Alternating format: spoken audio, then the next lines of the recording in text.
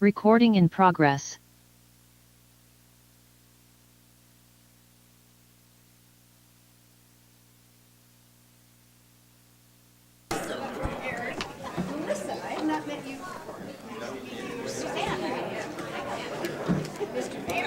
Hi, how are you? Good to see you. Look at you, you're so beautiful. I cleaned up well after doing all my cards.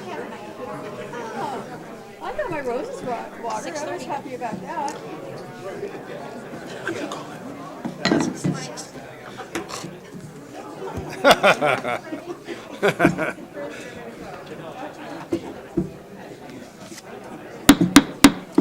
Good evening and welcome to the Federal City Council meeting for July 2nd of 2026. Would you all please rise for the Pledge of Allegiance?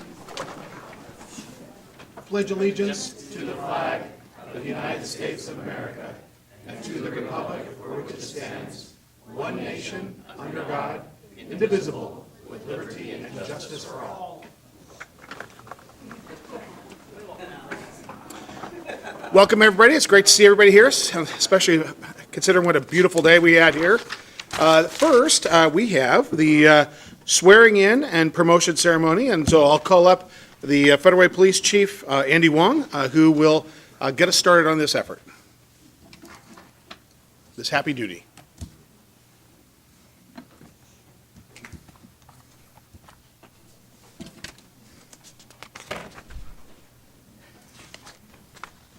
All right, good evening, Mayor Farrell, Council President Honda, members of the council. It is my pleasure this evening to introduce and publicly recognize and celebrate the promotion of two outstanding individuals. Mayor Farrell will administer the oath of office this evening. For more than 29 years, the success of our department has depended on promoting the right individuals, leaders who embody our core values and demonstrate unwavering commitment to service. These individuals have earned this promotion through their dedication, integrity, and proven leadership, and are deserving of this recognition. First, I will introduce Lieutenant Jeffrey Mundell, who is being promoted to the rank of Commander. Jeff has proudly served the Federal Way Police Department for nearly 19 years, beginning his law enforcement career here in 2007. Over the years, he has demonstrated consistent growth and excellence. In 2017, he was appointed corporal and served 5 years in leadership roles within both the traffic unit and patrol division. In 2022, Jeff was promoted to lieutenant. In 2024, he was recognized as Supervisor of the Year, an acknowledgement of the respect he has earned from both his peers and those he leads. Before his law enforcement career, Jeff served 6 years of active duty in the United States Air Force, followed by 20 years in the Washington State Air National Guard, retiring at the rank of E7 Master Sergeant. His military career is marked by distinction, including being an honor graduate and a class leader at the Air Force Non-Commissioned Officer School and Airborne Warning and Control Systems School. Throughout his career with Federal Way, Jeff has worked every patrol shift, taken on a wide range of specialized and collateral assignments. These include the traffic unit, where he graduated both the basic and advanced motorcycle schools, major accident investigations unit, the hostage negotiations team, the field training officer program, and the honor guard. He's also a graduate of the FBI hostage negotiator school. Beyond his professional accomplishments, Jeff is deeply committed to community engagement. He's consistently seeking opportunities to connect with and serve the community, both in his official capacity and in his personal life. His dedication to service extends far beyond the badge. Jeff is also a proud husband and father of 3 children who serve as a constant source of inspiration and support. Jeff has dedicated his life to serving his country, his state, and his community since the age of 21. We're fortunate to have him as a leader in our agency, and we're confident he will continue to make lasting impact in his new role as a commander. Joining Jeff this evening is his wife, Nicole, who'll have the honor of pinning on his badge, an important symbol of his achievement and the support behind his success. So, Nicole, all right.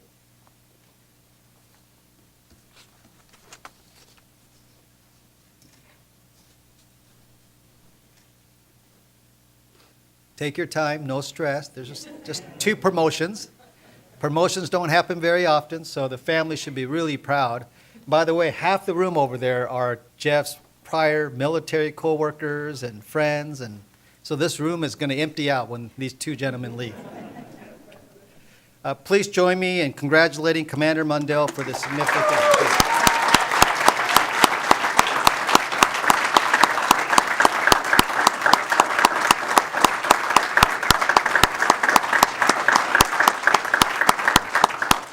Congratulations, Jeff. Job well done. Okay, next we have Officer Eric Clark. He's being appointed to the rank of corporal. Eric has served as a police officer for more than 6 years and joined the Federal Way Police Department as a lateral officer, bringing valuable experience and a strong commitment to the profession. Since his arrival, he has consistently demonstrated dedication to personnel development and earned the reputation as a proactive problem solver. Throughout his tenure, Eric's taken on a variety of assignments that have contributed to the well-rounded understanding of patrol operations and the critical role supervisors play in officer performance and public trust. His work in patrol, the Specialized Operations Unit, as well as field training officer, and as a firearm instructor has equipped him with the knowledge and experience to lead effectively in dynamic, complex situations. As a field training officer, Eric is entrusted with mentoring new officers during some of the most formative stages of their careers. In this role, he has reinforced departmental expectations for professionalism, sound decision-making, and accountability, helping to shape the next generation of officers. In 2021, Eric was recognized for achieving the highest number of DUI arrests, an acknowledgement of his proactive enforcement efforts and dedication to public safety. Eric's commitment to the continued success of the Federal Way Police Department, along with his leadership, experience, and professionalism, make him well-suited for this next role. We're confident that he will continue to serve with distinction as a corporal. Joining Eric this evening is his wife, Noelle, who will have the honor of pinning on his badge, again, important symbol of his achievement and the support behind his success. Both of these gentlemen married up. The more I talk to the wives, I realize, please come on up. The children, you're welcome to come up too if you like. Yep, don't be shy. Yep. Eric, your son's going to be really tall.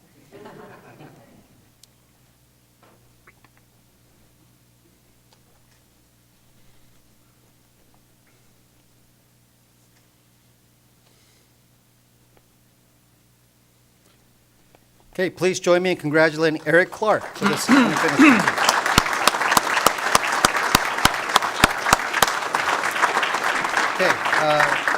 Commander Mundell, if you could come up first. The mayor will administer the oath of office.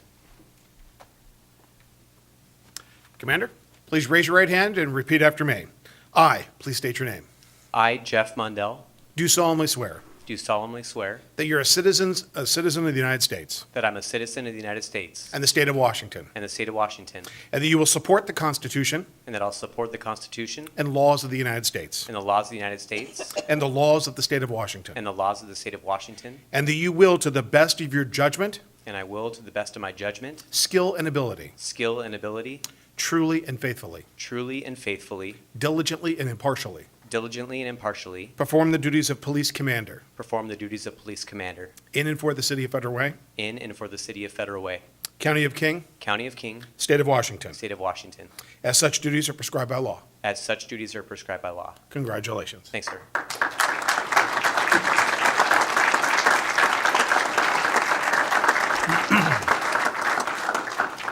Corporal, please raise your right hand and repeat after me.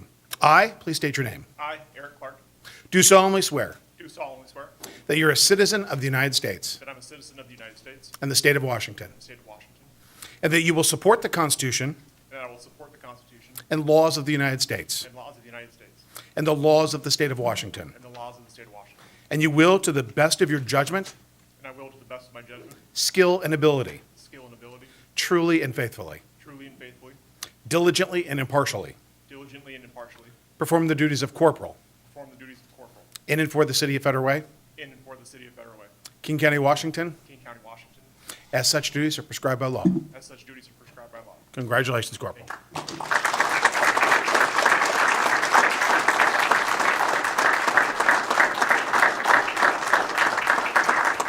Okay, you're both excused. Federal Way family members, this is your opportunity to leave, and the commander and the corporal will give you a tour of the police department. So spend as much time you like, photographs downstairs, okay? Thank you for coming. Congratulations, Commander, Corporal.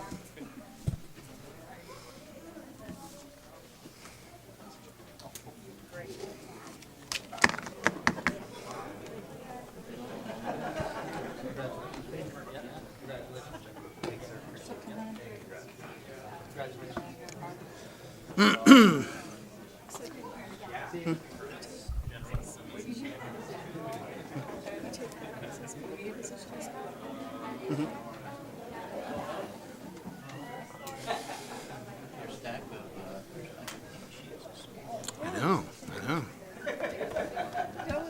Don't fix it.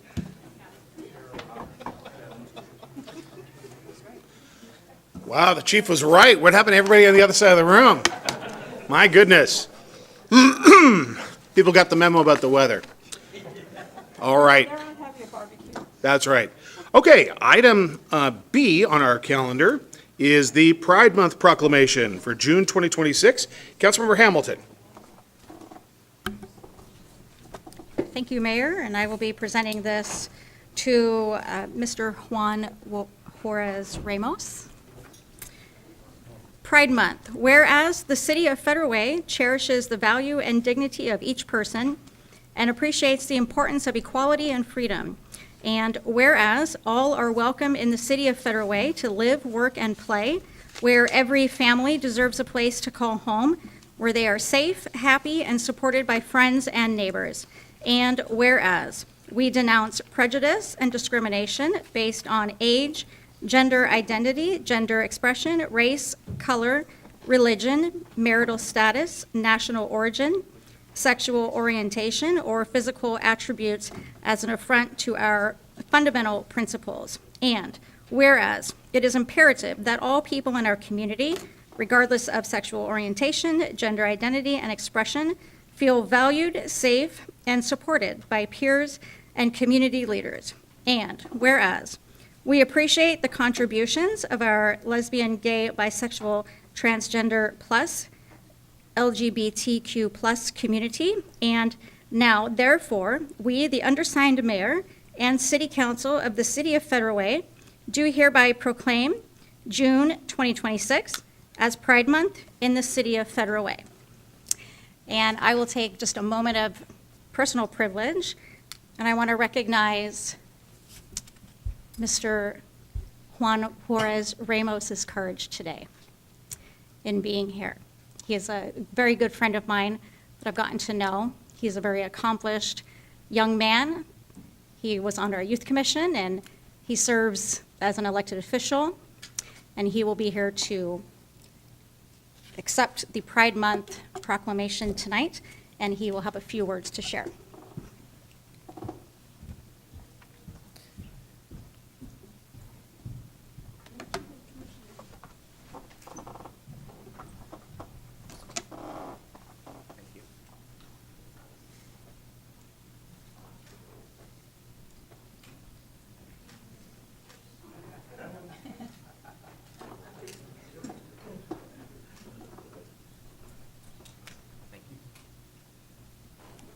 Thank you, Councilmember Hamilton, for your nice words. I really appreciate it to me. Thank you, Mayor Farrell, Council President Honda, members of the council. I have been speaking to the council, to the people for many years now, since I was, I think 15 years old was my first time ever speaking to council. Different shirt, thankfully. And I've always spoken about policy. I've always spoken about personal issues, from many things, from police engagement in my neighborhoods to my personal life, about my house fire that burned down in 2023. I've never spoken about myself and what I do in the private life. So this is my first time speaking about who I am as a homosexual. And I thought maybe this will be a little easy, but now just saying that right now, it kind of feels it. I'm starting to hit me. But you know, I've always believed that the truest measure of a community isn't found in its politics. It's found in how neighbors treat one another. And tonight, Federal Way is showing exactly who it is. I'm here as a neighbor, someone who grew up on these streets, went to school in this city, and never stopped believing that Federal Way is truly something special. I'll share something more personal. I come from a very deeply traditional religious household. I came out to my parents when I was only 14 years old. Trust me when I say it's not easy. There was lots of hard conversations. Till this day, I still have them with my parents. But at the end of the day, my parents love their son, and I hope they're proud of him too. They love me for who I am. And that experience taught me something that I'll never forget. That love is always stronger than disagreement.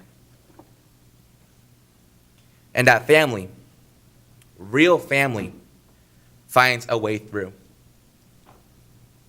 That's Federal Way to me. A city that finds its way through. Recognition exists because it matters. Because saying something out loud in front of your neighbors is how a community declares what it believes. I'm grateful for that tonight. These words are being spoken. Every resident of this city, every single one, deserves to feel that they belong here. That isn't a political statement. It's the oldest American idea there is. Thank you, Federal Way. You are a pretty great place to call home. Thank you.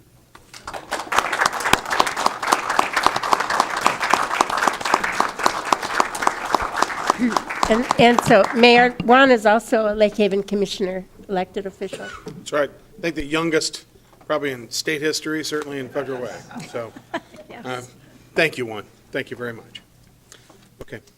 Thank you, Councilmember. Okay, now we are on item C, Gun Violence Awareness Month Proclamation. Thank you so much, Mr. Mayor. And I would want to invite Betty to the podium, Miss Betty Taylor, and her daughter. I also want to invite Cynthia Ricks Makatan from St. Francis Violence Prevention Program, and her son Isaiah. And I understand, Mayor, that we have Winston from The Game of Life and Carlicia Bell from Phenomenal She. They are en route to City Hall. So I wanted to invite these amazing individuals who do a lot of advocacy for our community, for a safer community. And so I will go ahead and read the proclamation, and then we'll invite you to say what's on your hearts. And I thank you for being here. So thank you, thank you, thank you. All right. Whereas National Gun Violence Awareness Day is to honor and remember all victims and survivors of gun violence. And whereas this day declares that we as a country must do more to reduce gun violence. And whereas Americans are 25 times more likely to be killed with guns than people in other developed countries. And whereas support for the Second Amendment rights of laws-abiding citizens goes hand in hand with keeping guns away from dangerous people. And whereas in September of 2021, Ezra Nehemiah Taylor was tragically shot and killed, leaving family and friends in Federal Way and South King County in grief. And whereas, to help honor Ezra and Americans whose lives are cut short, the countless survivors who are injured by shootings every day, as well as the families and friends who have lost their loved ones.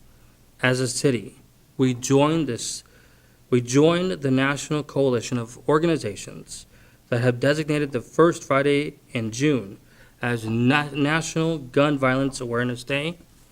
And whereas we renew our commitment to reduce gun violence and pledge our continued efforts to keep firearms out of the wrong hands and encourage responsible gun ownerships to help keep our residents safe. Now, therefore, we, the undersigned mayor and city council of the city of Federal Way, do hereby proclaim June 5th, 2026 to be National Gun Violence Awareness Day in the city of Federal Way, and encourage all citizens to support their local community's efforts to prevent the tragic effects of gun violence and to honor and value human lives in the city of Federal Way, Washington. Signed the second day of June 2026. And I invite you to Betty to share powerful words, and Cynthia and Isaiah and others. Thank you. And I will meet you down there after.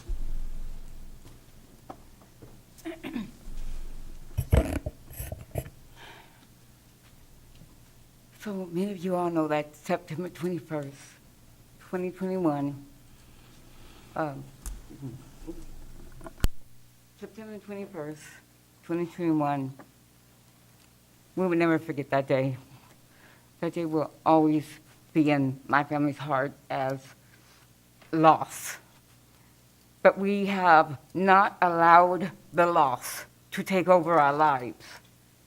What we've done with the loss is to create change. What we've done with the loss is to embrace others that have lost loved ones. What we've done with the loss is we talk to families. We find out about their situation, and we meet their needs. The city of Des Moines donated a bench in my grandson's honor. What park is it? It's at the Midway Park in Des Moines. Really nice park, really nice bench. And I think for 2 years, we on September 21st, we have had functions at the park. We invite the residents in the neighborhood, and we embrace them. You know, we have a lot of friends and family come together. It's just a time of coming together and embracing each other. So this has not been an easy journey, but we're here.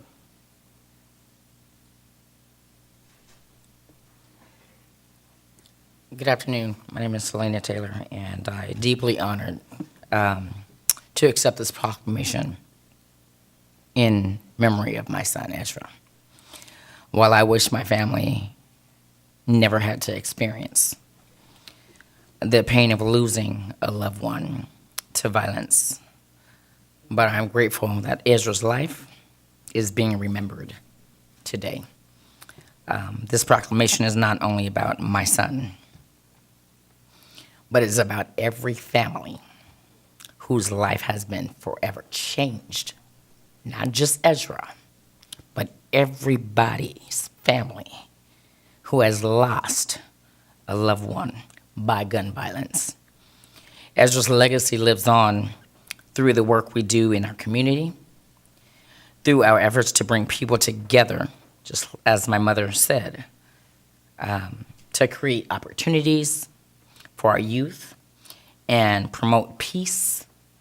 That's the key word, promoting peace, not violence, not retaliation, but peace and healing and hope. My prayer is that his story inspires and keeps inspiring us to all take action and support one another and work toward a future where no family has to endure this kind of loss. I would also like to share that on June 28th, 2026, from 12 to 7 p.m. at Seward Park, we will host our annual community celebration, Soul Cafe on the Water. We are expecting over about 700 to 800 people to come together in one location to celebrate community, collaboration, network, partnerships. More than 50 businesses and organizations dedicated to positive change will be joining us. The word soul stands for service, opportunity, unity, and love. That's the soul. This event is about connecting people, strengthening families, and creating opportunities for our community. There will be live music, entertainment, activities for the kids, community resources, and meaningful connections as we continue our mission of connecting with the world, one family at a time. We welcome everybody to attend, including our city leaders and community partners. The event is completely free to everybody and open to the public. Thank you for the City of Federal Way, Mayor Jim Ferrier, all the City Council. Love you guys, and y'all love me, and as well as everybody else. I know you do, I feel it. And for standing with families affected by gun violence, we accept this proclamation with gratitude, love, and commitment to continue making a difference in our community and to keep Ezra's legacy alive through service, unity, and hope. And the last but not least, in everything you do, keep it easy. Thank you so much. And I wanted to invite Cynthia and Isaiah, because I know Isaiah's been impacted by this as well. And Mr. Winston Bell is here, and we have Mrs. Bell here as well. Just one moment, son. Tell me, how old are you? 18. Are you a resident here? Yes. Were you raised here? Yes. And how many friends have you lost to gun violence in your 18 years? 14. For those of you who didn't hear, my son is 18 years old. He was raised here in Federal Way, and he has lost 14 friends under the age of 18 to gun violence. This is the world we live in. I am Cynthia McEltan, and I'm with Virginia Mason Franciscan Health. My office is right here at St. Francis Hospital, York Local Community Hospital. And since 2008, we've had a violence prevention program funded from our parent organization, Common Spirit Health. And what we do is we connect, we do capacity building, but most of all, we fund and support and help develop and strengthen those safety networks that people who are experiencing gun violence and other forms of violence are dealing with in our communities, right here in your own backyard. And I'm happy to say that Progress Pushers, they're not here tonight, they're one of your organizations that deal with youth who are involved. Game of Life Mentoring with Winston Bell, Phenomenal She with Carlicia Bell with Phenomenal She. This is your safety net, homegrown, right here in your own backyard, to help our youth and their families who are impacted by gun violence. So you can send folks their way. You can also support them. But more importantly, if you really want to reduce gun violence, there is one thing you can do. You can practice responsible firearm safety and ownership. And what does that mean? Lock it up.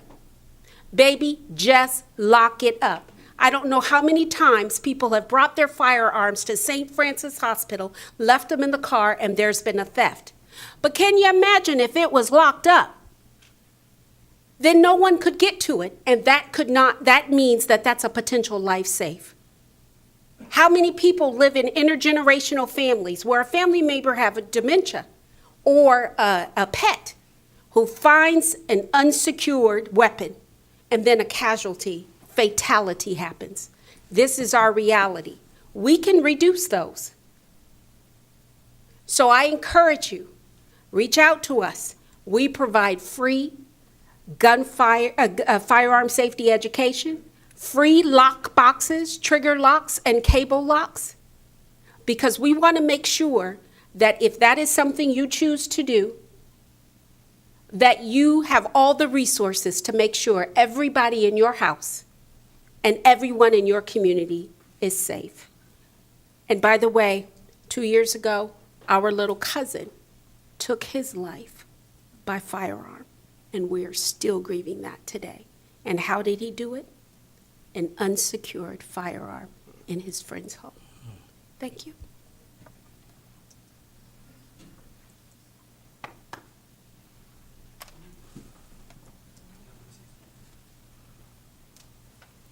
Hi, Council. My name's Mike McIntyre. I work with the nonprofit called the Alliance for Gun Responsibility. We work hard through advocacy, education, and policy to help with gun violence prevention. And I work really closely with Miss Betty Taylor here, other survivors and families across the state who advocate for gun violence. I just want to thank you all for dedicating the month for gun violence awareness. It goes a really long way. And I look forward to working with you on local solutions to help curb this problem that we all face so closely. But to the prior speaker's point, one thing that I'll be working on closely is passing a law at the state level down in Olympia next year, making it law that people have to lock their firearms safely in both their homes and their vehicles. And I hope to work with you all to advocate on that down in Olympia, making sure it gets passed next year. And also we'll advocate to hopefully have you all fund the organizations here in the room to help make sure they have access to devices like that to pass out and that can just continue their great work. So thank you so much for the attention on the matter today. Thank you. Winston, did you want to, Carlisha, did you want to say anything? Come on up. Really briefly. Thank you all for having me. This has been heavy on my heart for a number of years. I'm Winston Bell with the Game of Life Sports Mentoring, and one of the reasons we started our program was because of gun violence in about 2016. Around that time, there were about 11 or 12 deaths, gun violence, and I believe half of them were 14 or younger. And King County came to the area and they said, hey, we're looking for a group of stakeholders to come out and take back our community. I was the mental health person on that group. There was a group of educators. There were a couple folks from Boys and Girls Club. And one of the questions that I asked, I said, if I could get a gym, I could organize a group of young people. And slowly but surely that turned into the Game of Life. And what I found was, this was the new affordable housing area, and a lot of people were moving from different places, the Hilltop in Tacoma, Seattle, Renton. And I said one of the reasons was that no one knew each other. And by starting a sports mentoring program, I got to introduce young people to one another, and the accidental tragedies and the violence amongst communities, we kind of worked it out because sports is kind of a microcosm of the world, and we were able to introduce folks through sports, and they became acquaintances that became neighbors, and that later on became friends. So we use sports to kind of connect those dots and bring community together, and that's all we're trying to do. And we believe that with that same formula, we can help almost put a halt to gun violence in our community. Thank you for having me. Thank you.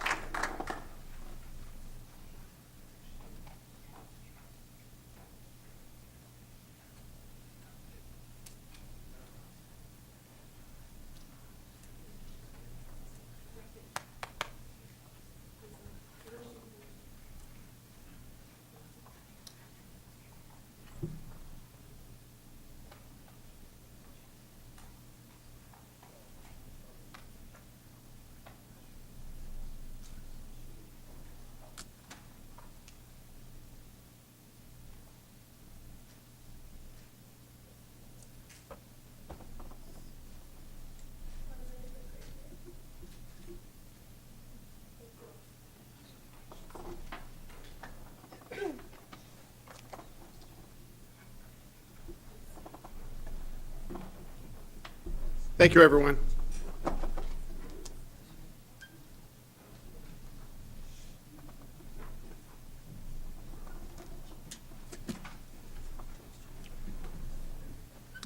All right. Item D in our agenda is the Sustainable Airport Master Plan Near-Term Projects, the SAMP NTP Draft State Environmental Policy Act Environmental Impact Statement, SEPA EIS presentation. Dave Kaplan, the Local Government Relations Manager with the Port of Seattle, will present this item. Dave? Mr. Mayor, Council President Honda, and council members, first of all, after those two proclamations, it's a hard act to follow, to tell you the truth. Thank you for the time on your agenda this evening. I'm very happy to be with you. I think the last time I was here was about a little over a year and a half ago. With the release of the SEPA Draft Environmental Impact Statement, there we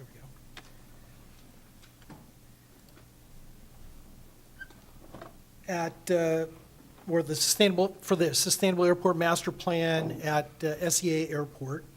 We want to share directly with you information about the document and especially how to participate in the public comment process.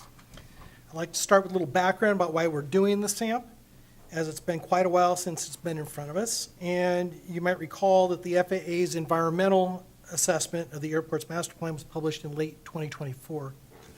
Today, I'll be talking about the Port's work to conduct an environmental impact statement under SEPA, State Environmental Policy Act, and the environmental review process. A little bit about the history about the airport. The original terminal was built in 1949 with an expectation of handling approximately 30 million passengers. Since you've been at the airport, we've made improvements such as Checkpoint 1, the N Concourse. Alaska Airlines recently opened its expanded ticketing, flow-through ticketing area. And just next week, we'll be opening the C Concourse expansion project, which added 4 floors to an existing building. All of these have helped the terminal do better in handling the continued demand.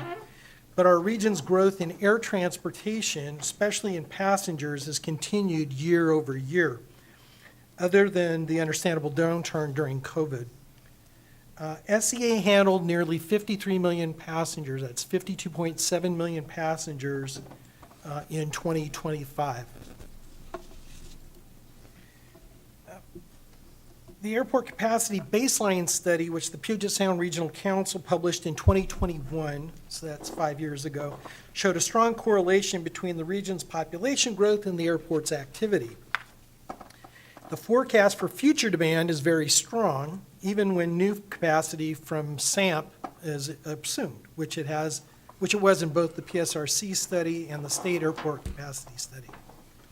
Based on forecasted demand, there will be 27 more passenger boardings per year than SEA Airport can accommodate by itself at a comfortable level of service by 2050. And the new Washington State Aviation System Plan, which was released just last week, shows that Washington State's unconstrained demand forecast reaches 107 million annual passengers by 2050, well beyond what SEA Airport can accommodate.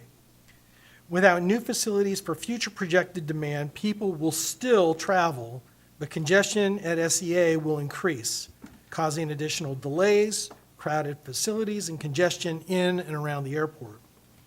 There are several key factors in our region which drive this continued demand: business growth, international business, leisure travel, well-paid jobs, companies, and schools that are based here who attract residents. These are some of the reasons people travel to and from Washington State. Just as cities undertake planning to look at future needs and goals through your comprehensive plan, the Port began developing the Airport Master Plan. This work identifies future needs and proposes airport improvements to address those needs. At SEA, one of the biggest needs, shown in the early forecasts of robust growth and later confirmed by the PSRC work and now the state study, was to serve the forecasted future demand. And this planning work was one of the earliest efforts at an airport to include sustainability directly into the planning, not just as an approach later in project design, but in the planning. So the master plan at SEA is the Sustainable Airport Master Plan. The sustainability component of the airport master plan identified where we build, how we build, and how we operate in the existing 3-runway configuration. I want to briefly flag the updated timeline shown here since we completed scoping on the SAMP environmental review in 2018. The COVID pandemic and its effects struck in the middle of the analysis and extended the schedule significantly.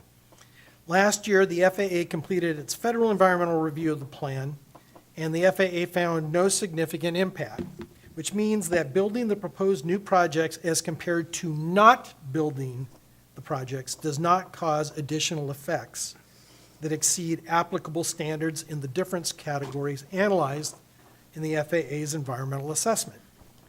Now, with the port as the lead agency under SEPA, the State Environmental Policy Act, we have published the SEPA draft EIS, which is now available for public review and official comment. As you may already know, environmental review under federal and state laws is done to assess how projects, if built, may impact the environment compared to the existing and future conditions if the projects are not built, and helps decision makers and the community understand how proposed projects may affect the environment before actions are taken. It compares the proposed action, in this case the SAMP, against other alternatives that could still meet the needs, and against a no-action scenario, as if no projects were built. The Port is the lead agency for this environmental review under state law. The Port environmentally chose to go to the more involved EIS for the SAMP near-term projects, even when impacts could be mitigated. The SEPA review builds on the earlier NEPA analysis done at the FAA's direction. Then the Port went beyond what is required under SEPA by examining a more detailed air quality analysis, including a human health risk assessment, a qualitative human health noise literature review, a qualitative literature review of particulate matter, environmental justice, and cumulative impacts. I have a short video to play here.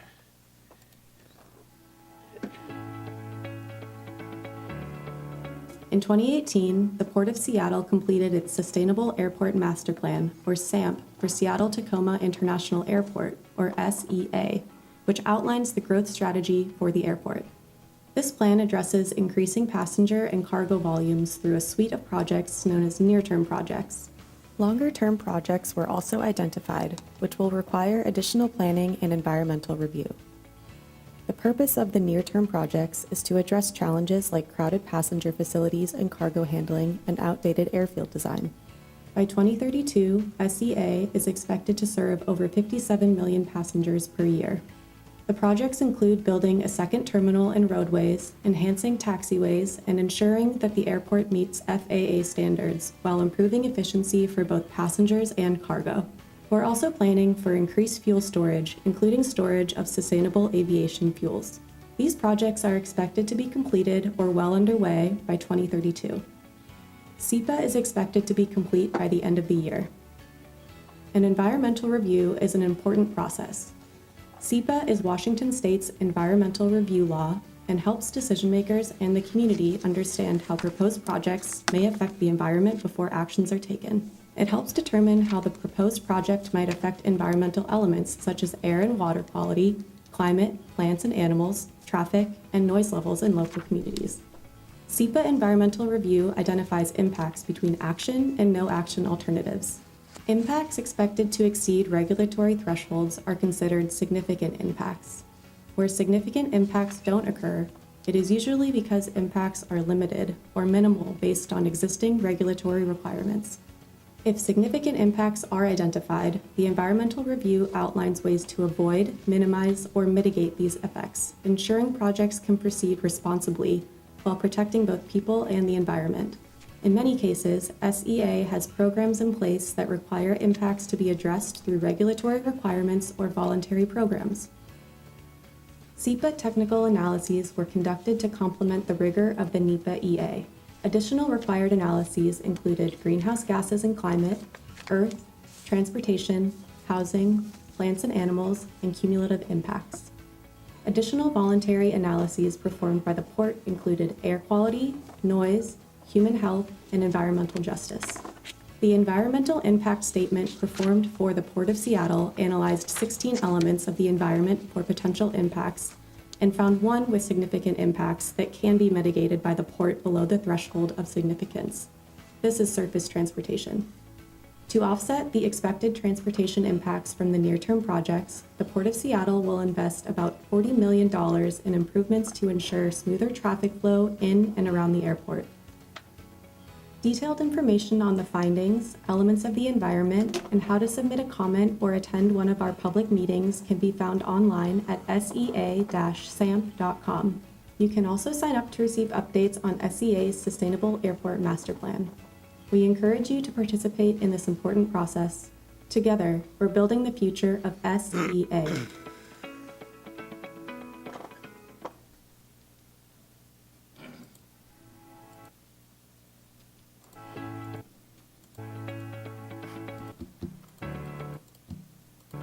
In 2018, the Port of Seattle.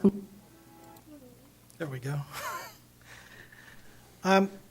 Let me step through how the document is organized. The SEPA draft EIS evaluates 16 separate environmental topics, which SEPA calls elements of the environment. It begins with a summary and then is organized with chapters on purpose and need, alternatives, affected environment, impacts and mitigation members, and cumulative impacts. Within each chapter, it spells out what information was in the NEPA document and what is new to SEPA. The full document and appendices are available at sea-samp.com.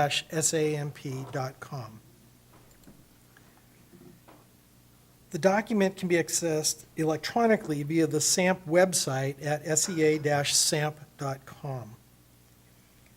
And you'll see in the upper corner, you'll see materials. That'll be the selection you would make in order to access those documents.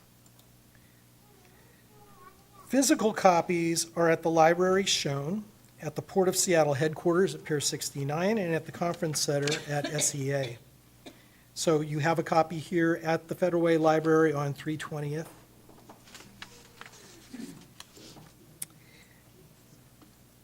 Regarding the agency and public comment period, there are going to be 4 public meetings, which are shown here, and will be identical to the open house format offered in different locations near the airport and on weeknights as well as weekend date. There will be several stations at the in-person open houses, which will focus on the various areas of analysis with technical staff available to answer questions and provide more information. At each meeting, an official hearings examiner will take comments directly from attendees who wish to make official comment for the SEPA record, as well as printed comment forms if people want to write and turn in comments. Language translation assistance will be available at all public meetings in addition to childcare services. The public comment period runs from May 22nd through July 21st, 2026, 60 days, and double the required comment period for a SEPA EIS. And you'll note that the open house in Federal Way will be at Wildwood Elementary School on Thursday, June 24th from 6 to 8 p.m. Now that the draft EIS is published, our focus is on encouraging involvement and public comment in the review. For that work, we're doing several things. We've emphasized using language that stays away from jargon, is more conversational when communicating. In addition to what is on the screen and in the project-specific website, sea-samp.com, which you'll hear me repeat 6,000 times between now and the time the public comment period's over, we'll send out a community mailer to over 100,000 households about the meetings. The meeting boards and other outreach materials are translated into 8 languages, 2 more than in NEPA, and we're emphasizing online translation of videos and boards with use of closed caption translation. We're expanding the Port's network of community-based organizations, many of whom are grant applicants and recipients of our South King County and Port Communities Fund, and using community liaisons to engage further and help us meet directly with community members. This mailer is going out to the over 100,000 residential addresses in the communities around SEA Airport to continue to reach people. Translation tools are available for online resources, and several printed materials are translated into the 8 languages. Next steps are shown here, and I want to emphasize that every comment that's received is reviewed and responded to in the final EIS, which we expect to publish before the end of this year, unless additional analysis is needed. Also, while the EIS will be completed, it does not authorize any of the near-term projects. Just as the Port Commission does now with our capital programs, projects need to be proposed and receive commission authorization to proceed. With that, thank you. I'm happy to take any questions you might have. Council, any questions at this time? All right, thank you, Dave. Appreciate it. All right, now we're on to Mayor's Emerging Issues and Report. We've got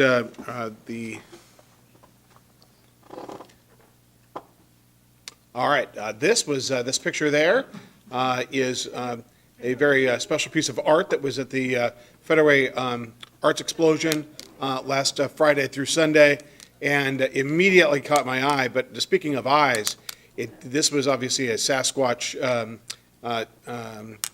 statue or a piece of art that immediately caught my eye, because when you were walking around that thing, it looked like the eyes followed you.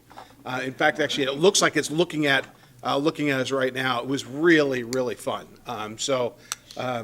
Anyway, I guess we're all. I was just going to say, I knew you had a twin brother, but I didn't know you were quite so identical. Exactly. I know, people have a hard time keeping us apart. Exactly. So it was a lot of fun. He actually had one end kind of sticking out, so one of the kind of horsing around shots had me shaking hands with him, so it was a lot of fun. He also has a name, Oh, really? What's Fetty. Fetty? Yes. Oh, well, thank you very much. I should know that. Fetty, okay. That's fun. Okay, And he could he's for sale yeah, and possibly for rent, yes. for You know, engagements. we talked about that. We talked about maybe having him come to the farmer's market locations, and I'm open to all kinds of things. So I saw the artist there, and but that's thank you for the reminder. Okay, speaking about the Arts Explosion, there we have one of our award winners there, and then the really, really great job by our Arts Commission. They did a fantastic job, as did, I'm going to point to our acting Parks Director, Jason Gerwin. Great job by you and your team. Thank you very much. It was an amazing turnout. And I have to tell you, this event gets better every year.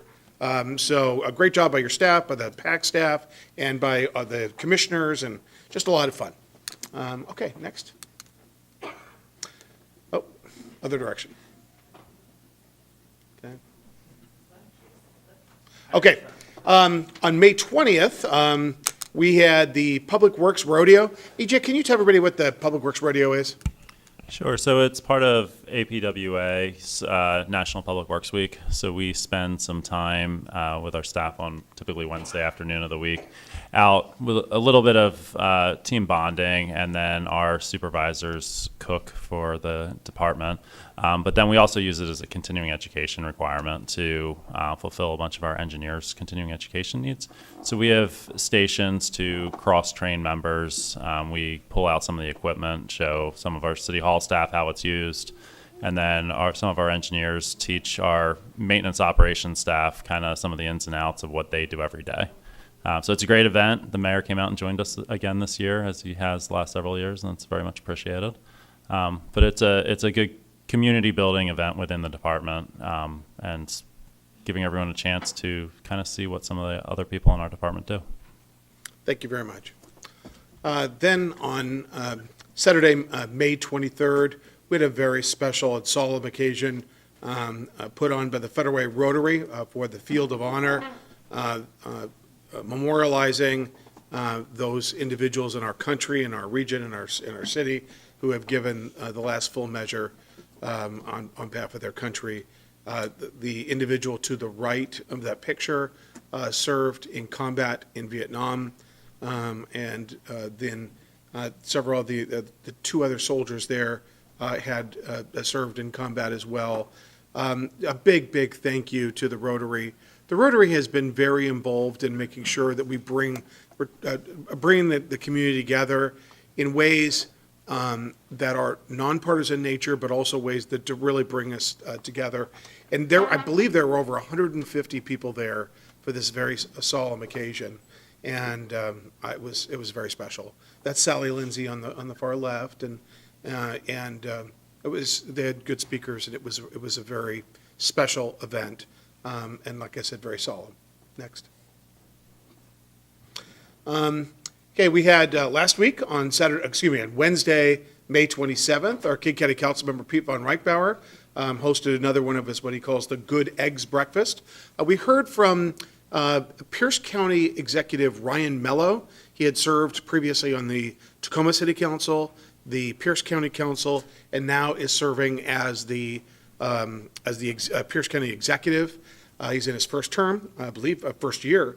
And we heard about, he also is on the Sound Transit Board of Directors, and we heard a variety of things about different things happening in the region and Sound Transit and Pierce County, and it was good. Pete, and you could see there the elected officials.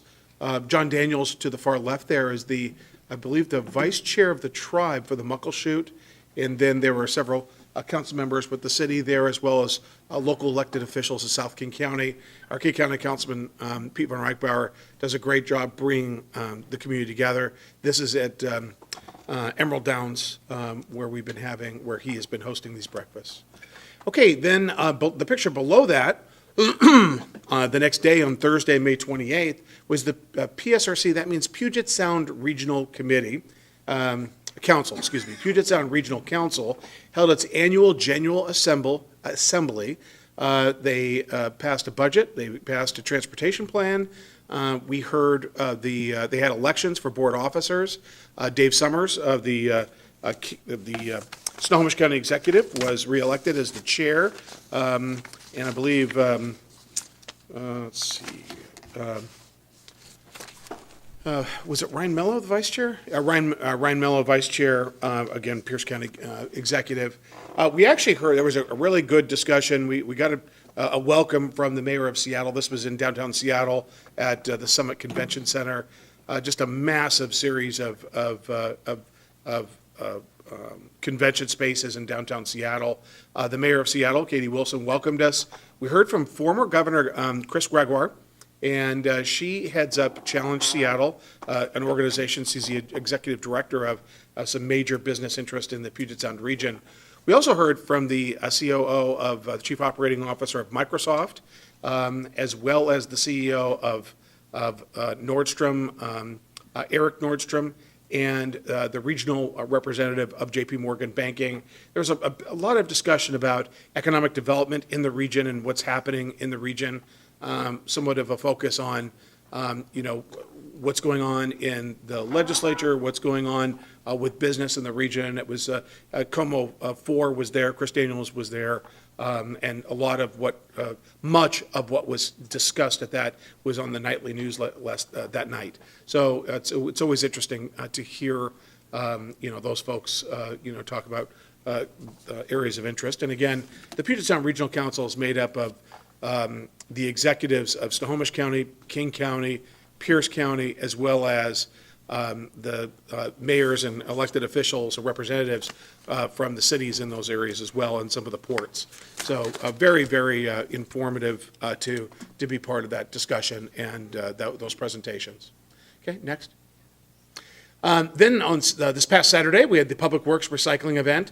There's Amanda Miller there, and the folks, that was the truck where they were bringing in recycled mattresses, but they had all kinds of things, whether it was mattresses or other difficult to recycle items. Amanda and the folks at the Tool Library are just doing a phenomenal job. And that's an area that we work with quite often with Public Works to make sure that we're helping our community recycle and I was talking to the gentleman there. They were talking about how every piece of that mattress gets reused and broken apart, and a really good example of just recycling those. Instead of putting it all in landfill, it gets reused. Later that same day, we were at the Pickler ribbon cutting. This is on Pacific Highway, just south of 272nd on the west side. It was the former LA Fitness location, and Pickler is a chain of pickleball courts, and yes, your council and myself engaged in a little bit of volleying back and forth, and it didn't get too heated, but it was a lot of fun. They gave us, I have to tell you, when you first walk in, they have really invested a great number of resources. It was beautiful, very, very nice and new. And how many courts did they have? 14 courts. And really, really nice. They've got all kinds of different rates and competition courts. It was really cool. I was really, pickleball was founded here in this, I think it was the former lieutenant governor of the state of Washington that was actually one of the founders. I think it was founded on Whidbey Island, maybe. Really kind of one of the growing sports in America. And the next day, I actually was watching something on a news program where they were talking about a woman that competes internationally with pickleball. So this is something that it's great to have it in our community, and it was really nice to see all those people there. And a big shout out to our partners at the Federal Way Chamber, the Greater Federal Way Chamber of Commerce. Becca was there and her team, and they did a great job, and several of my colleagues up here were there. So, and like I said, they gave us paddles, and we battled it out for a precious 5-10 minutes. All right, now next. It did get hurt. Exactly, that's right. Okay, upcoming events. Let's see here. Yes, before I talk about those things, I want to let everybody know, our King County Executive, Gurmai Zalai, is coming to the City of Federal Way. That'll be next Wednesday, June 10th. He is providing the State of the City address at our very own Performing Arts and Events Center here next Wednesday, the 10th. Did I say State of the City? Sorry. It's a State of the County address, just by habit. A little bit bigger space. Exactly. He's giving the state, he's not giving my State of the City. He's giving the State of the County address. He's chosen Federal Way as that location at our Performing Arts and Event Center. And he's asked me to introduce him, and I think the doors open at 5. Then he will be giving his State of the County address. And then immediately following that, the Public Issues Committee is going to be meeting in the room upstairs. I was talking with Robert Feldstein, with the city executive director of Sound Cities, and he wants to use the facility because a lot of people that are going to be at the State of the County will turn around for that. So that's a really interesting thing to be able to hear directly from our county executive, see our beautiful Performing Arts and Event Center again, and just to be able to hear what those plans and vision are. Okay, then we've got Kickin' It Federal Way right around the corner. Friday, June 19th through Sunday, the 21st. It's going to be, we're having food trucks. If you haven't driven over to where the Performing Arts and Event Center is and where you could see the field that has been put down, it's absolutely amazing. There's going to be all kinds of games and food, and they're going to be showing the games as well on the big screen. We're expecting about 10,000 people per day. So at that location. So a lot of fun and really a lot of great work by our folks to get that accomplished. Then we've got Movies at the Park. That means Town Square Park. The first one is on June 27th. And that is going to be, I believe that's what day of the week is that? Is that a Saturday? Yeah, it should be a Saturday, of course. So Saturday, June 27th, Town Square Park, totally free, and it's Zootopia 2. So I'm told by my wife and my son that Zootopia 2 was not to miss. Very good. Okay, next. Oh, the time for that is about 9 o'clock, 9:15, you Yeah, think? dusk is what we shoot for. We're thinking 9:15. And how big's that inflatable screen? Oh, it's at least, I want to say it's like 65 feet. Yeah, pretty cool. If you haven't done that, it's really, really great. Just, make sure you bring a blanket, some chairs, and we give out free popcorn, and should be a great event. Okay, then on July 4th, we'll start the day off at 9 a.m. with the Miles for Meso, the Miles for Mesothelioma 5K walk and run. That'll get started first thing in the morning at the community center. And then later that day at 4 o'clock, we'll have the Red, White, and Blues Festival.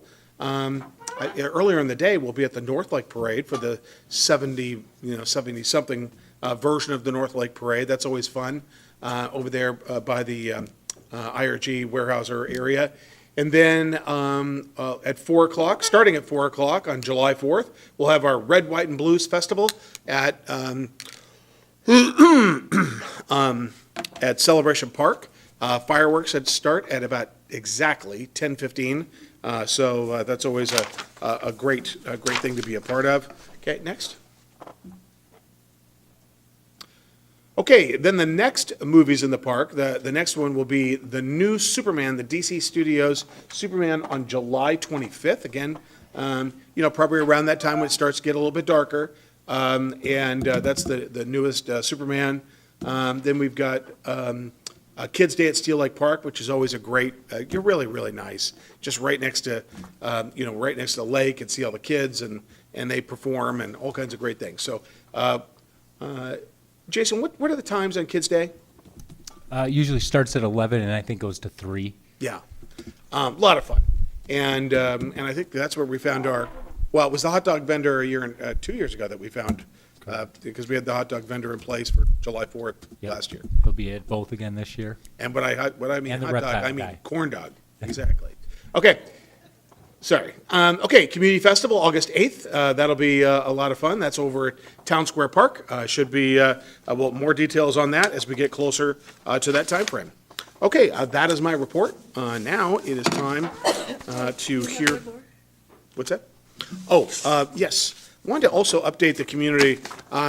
There's been a lot of mention in regard to the future of wild waves in the news, and while we're not going to talk about that per se right now, what I do want to let everybody know is that the owner of the land where Wild Waves now sits, and the individual has owned that land for a while, has gifted or will be gifting to the city the historic 1906 carousel to the city.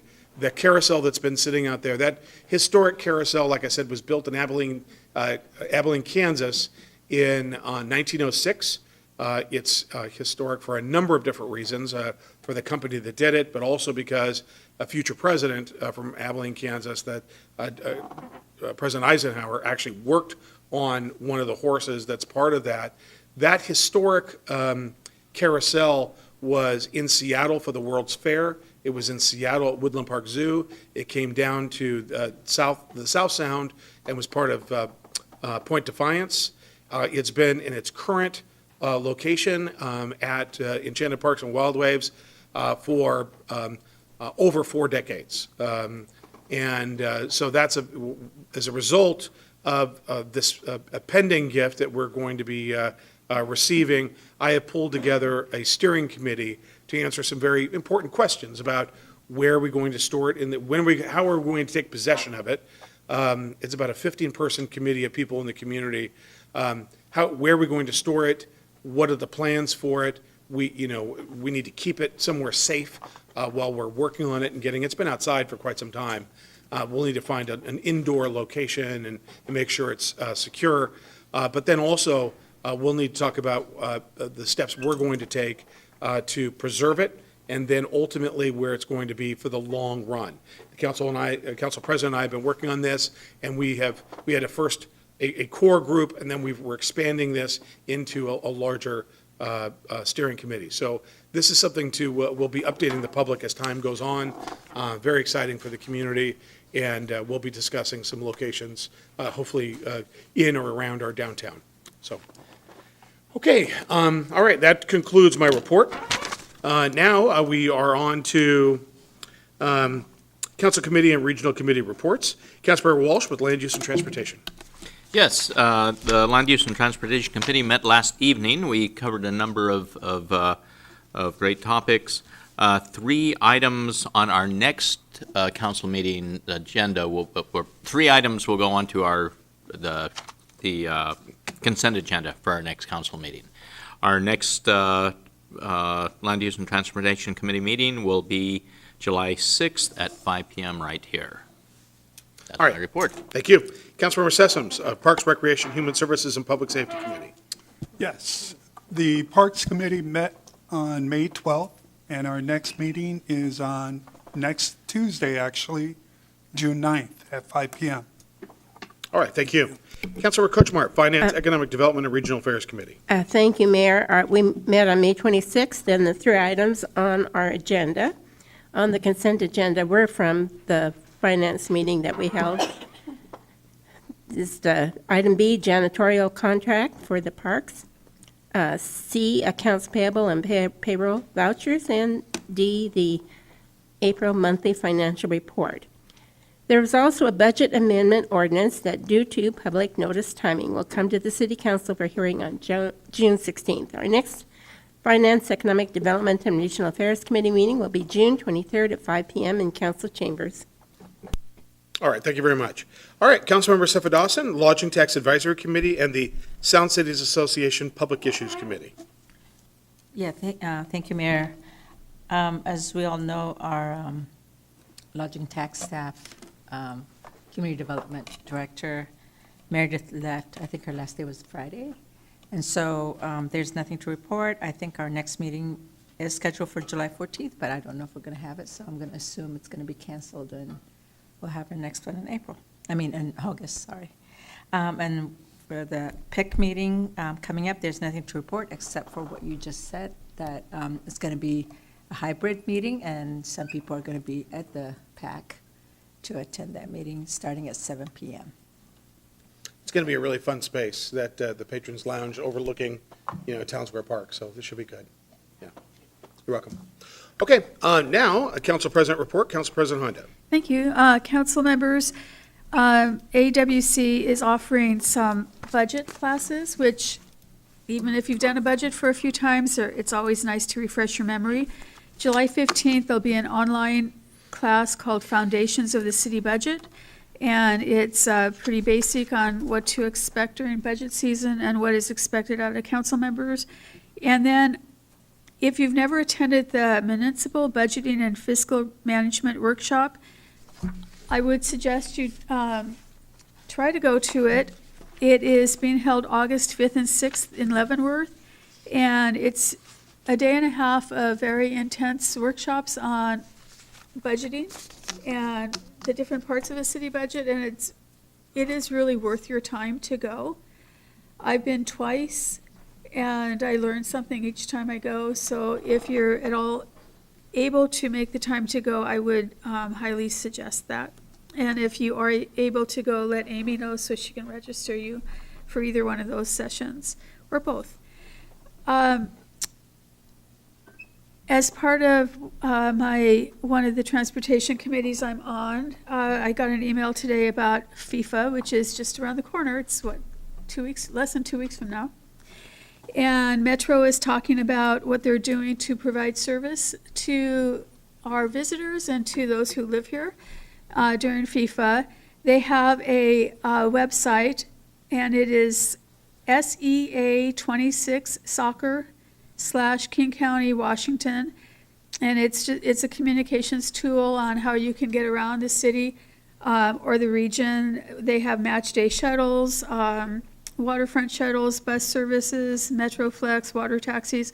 But I will ask if this can go on our Facebook page, so that at least the people in Federal Way know how to get around, because they are expecting 700,000 people in the county, which is a whole lot of people.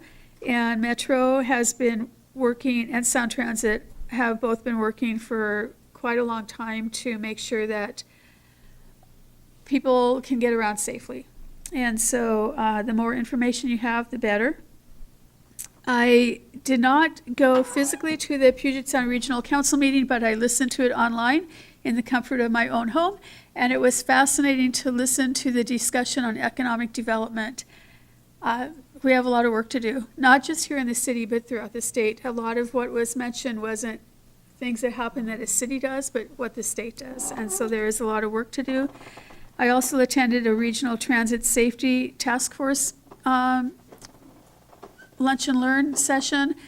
And there's been a lot of work on transit safety in King County, and we learned what has been done and what is needing to be done and how that's going to happen. And Metro and Sound Transit really are working to make transit safer in the region.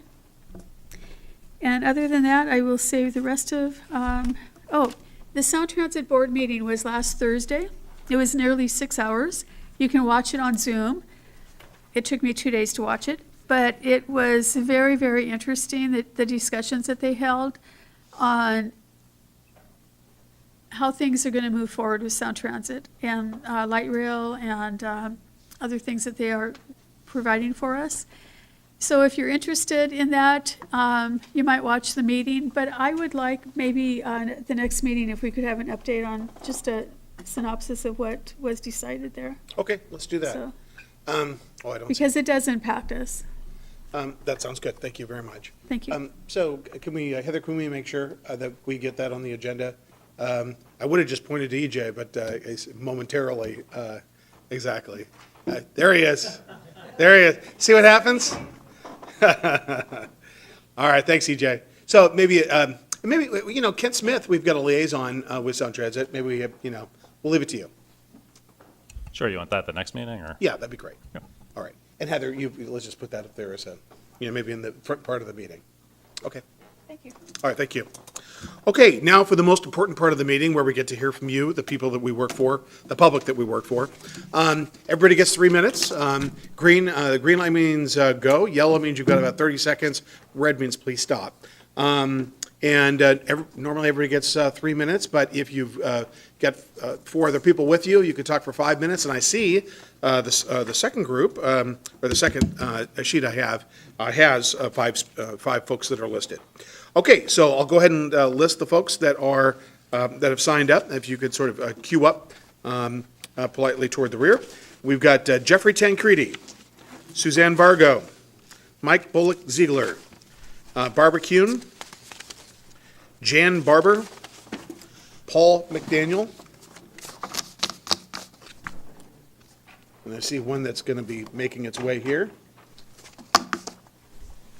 Okay, so Jeff Tancredi. Jeffrey. Thank you, Mayor, Council President, Council, and I'll also thank you for the 2 proclamations. Jeff Tancredi, Federal Way resident for 29 years. 38% of Americans do not have access to the equities market, meaning the stock market. But that's about to change. Thanks to, in large part, to Michael and Susan Dell of Dell Computers. They've donated $6.2 billion, billion with a B, to the Trump accounts. What is the Trump accounts? It's a savings/investment account for babies born from 2025 through 2028. An account with $1,000 of seed money from the U.S. Treasury for these babies. It is invested in select stocks and ETFs, which is exchange traded fund. Buying a single ETF share instantly gives you fractional ownership in a diversified portfolio. Tax-free growth until withdrawal at age 18. Who's eligible? U.S. citizen babies born between January 1st of 2025 and through December 31st, 2028. You'd fill out IRS form, the parents would fill out IRS form 4547. How do they work? Parents can contribute up to $5,000 annually. Employers can contribute up to $2,500. Money can be withdrawn at age 18 for education and other qualifying uses. After age 18, the account functions like a traditional IRA. Robinhood Markets and the Bank of New York Mellon Corporation built the mobile app for the federally backed Trump accounts. It launched in late May, and the account officially opens July 4th. Over 6 million families have already registered. Children under 18 can be enrolled into these accounts. Parents can enroll them. Now, there are some restrictions, so people that have a certain income, and please see your tax preparer or your CPA because they'll have more of the details. But I think for some of these folks, you have to have an income of $150,000 or below to receive some of this money, especially since Dell is contributing. So they want to try to help the folks on the lower end to get into the stock market. But anyway, see your tax accountant if you have questions. It's the greatest government investment in kids since the GI Bill. All right, thank you. Suzanne Vargo, for 5 minutes, please.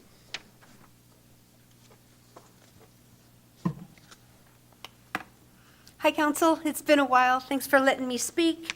Tonight, I'd like to talk about the cumulative impacts of traffic and our High LaBosse watershed based on the Wild Waves proposal, the 3 new warehouses coming in, being proposed at Weyerhaeuser, the Forever Weyerhaeuser campus.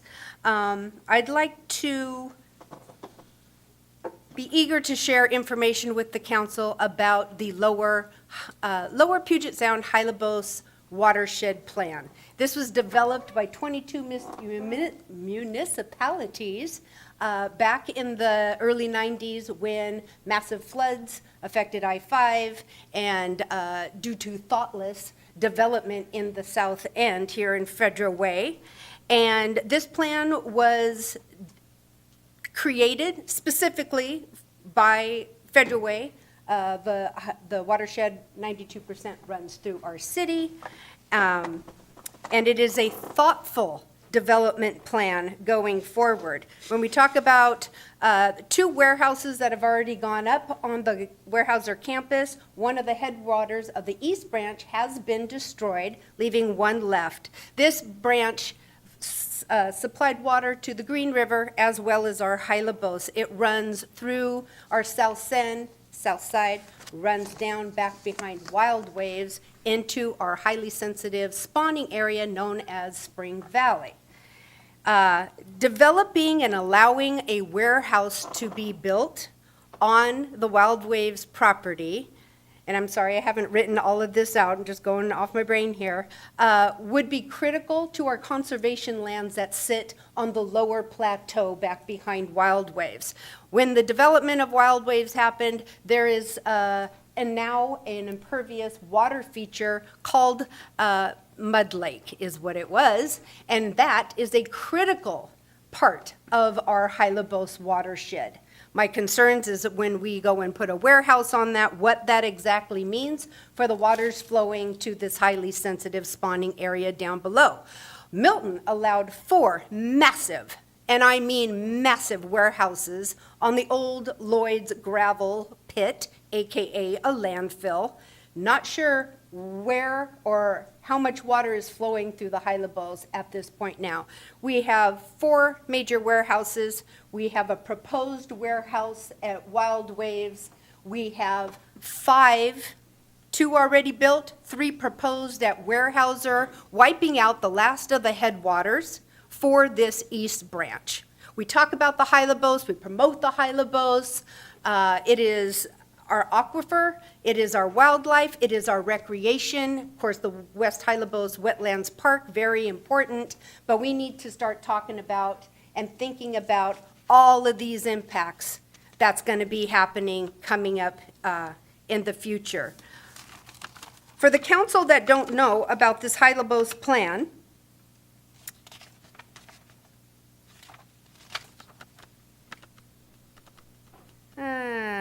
it is imperative part of this plan says, "It is imperative this plan be implemented on a very short time schedule if the communities of South King County are to remain economically viable, as well as aesthetically pleasant. More attraction needs to be given to the environmental systems." In this report, it literally says, we will never develop another Home Depot, Lowe's, Todd Beamer, or Wild Waves in such thoughtless manner. If this plan, developed by 22 divisions, surrounding cities, costing us millions of dollars, is not followed and has not been followed, where are we going to be in the future?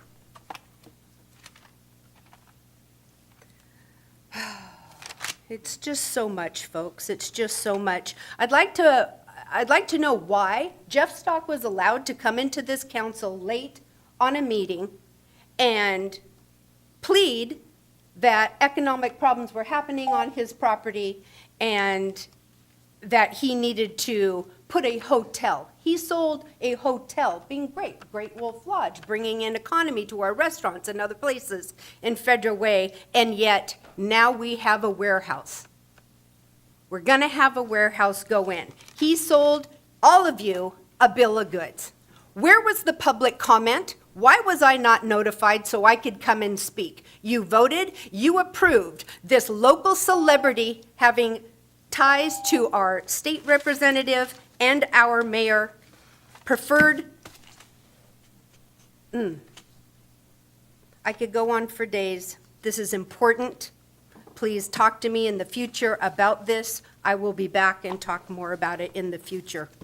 We need public input, and I thank you greatly. Mike Bullock Ziegler. Good evening, Council and Mayor. My name is Mike Bullock Ziegler. I'm a resident here in Federal Way. I'm happy to follow up that comment. A lot of people in our community are angry and sad to learn that the Wild Waves property is turning into a giant warehouse, myself included. I want to talk about why a warehouse is even possible on that property.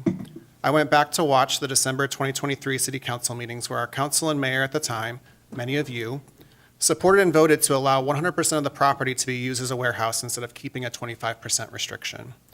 The vote also extended the development agreement an additional 30 years, as it sounded like that change was essential to supposedly secure a long-term contract for Wild Waves.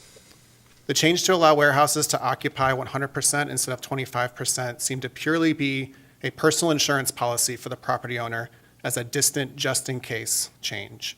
2 years later, here we are. The owner is cashing in on that insurance policy, and we are all paying the price, especially those who live close to the property. The property owner was looking out for his interests. The city council and mayor were supposed to be looking out for ours, and you failed.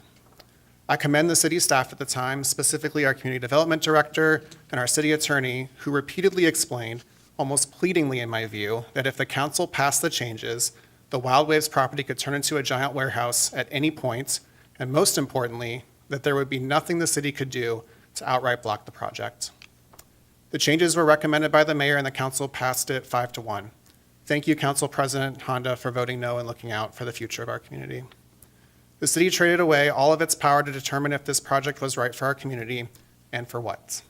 Even if Wild Waves stayed for 5 or 10 more years, the city had no reason or need to change the warehouse restriction.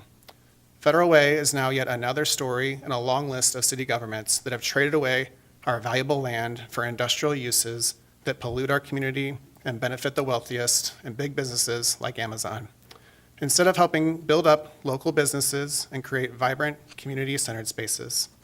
You were all warned this day was possible, and you voted for it anyways. Our city, especially the residents near Wild Waves, deserve better. Barbara Kuhn.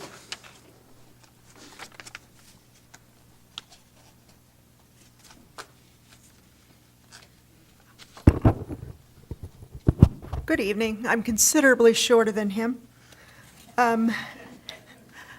I decided to put on my accounting hat today, which is my background, and take a look at our monthly disbursement summary submitted. And I was looking at some of the amounts because it's our money. You know, we all want to know where it goes. So the first section that I came to is consulting contracts, which is $633,000. And the second one was professional services at $897,000. And I looked at some of the items, just, to find out what's going on, and I found an item called parametrics, 4 items actually. Parametrics is getting a considerable amount of money, around $400,000. I tried looking up parametrics. They are very vague. I assume they are something to do with planning, but I just wondered why they are getting so much money in 1 month. Also looking at some professional services, I noticed that there is Robert Edinger, which is a settlement of some kind, and I'm uncertain exactly how that affects the city and why we are paying them $35,000. And I also noticed that the city of Auburn, there's a housing capital fund of $127,000. And I'd be curious to know why we're paying money for housing in Auburn. And I saw that there's auditing going on, energy audits from the Washington State Department of Enter something. And that was a considerable amount too, a couple of $100,000 for parks energy audits. And I'm wondering if this hasn't been done before and why it costs so much. And finally, we have the King County Treasury. I understand that some of this is taxes, but I'm looking at tiny amounts, dollars and cents, and then all of a sudden I run across $90,000 for first half Knox weed, whatever that is. I understand that I am not, up on the City of Federal Way's finances very much, but I really want to understand where the money is going and how we come up with the numbers and whether somebody is getting bids on some of these items to see if maybe they could get a lower bid or how that would work.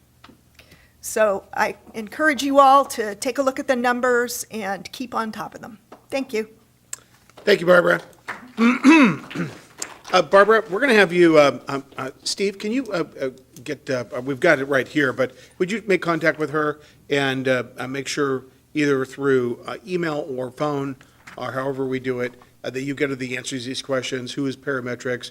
What were those contracts? The Rob Edinger settlement payout, and anything that she wants, to know about the financial issues.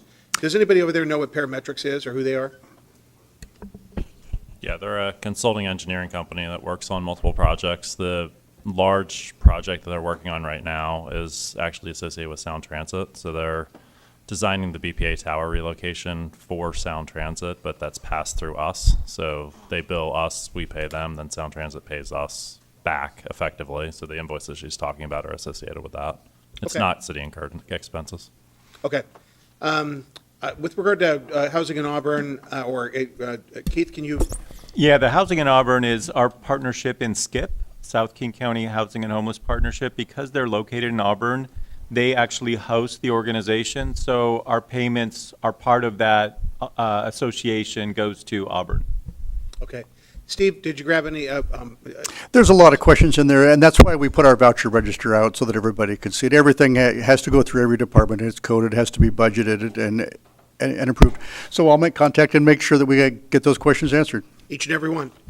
Okay, Sure. Thank you. And Barbara, thank you for the work you took to look into that. It is, this council, and we encourage everybody to do that. I know that Councilmember Moore was actually very interested in making sure that we had very public tools to make sure people could navigate that and being able to figure out where our taxpayer is going. So we're going to get you each and every one of those answers, okay? Thank you. It's your money, it's our money, and we'll do our absolute best. Okay, so, Jan Barber, next.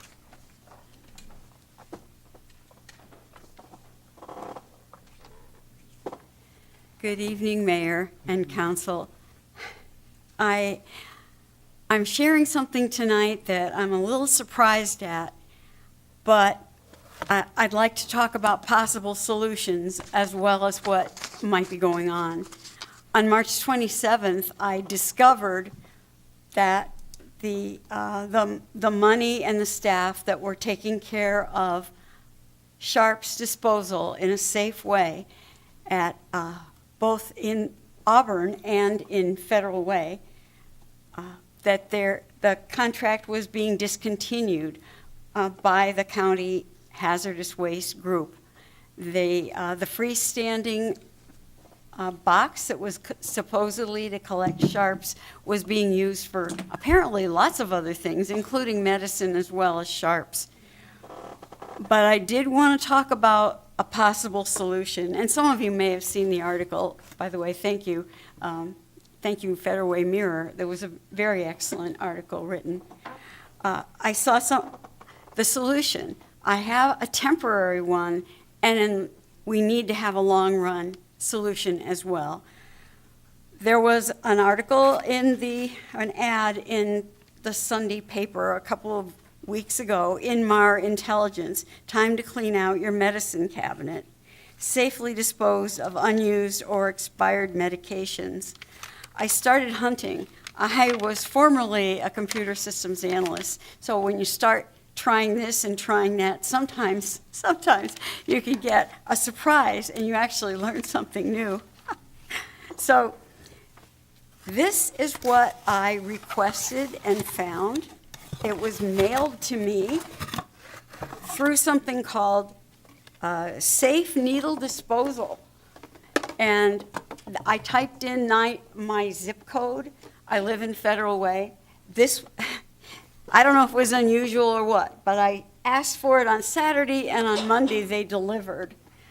This is legal, and one of the few ways in Federal Way in the state of Washington that is legal for disposing of sharps.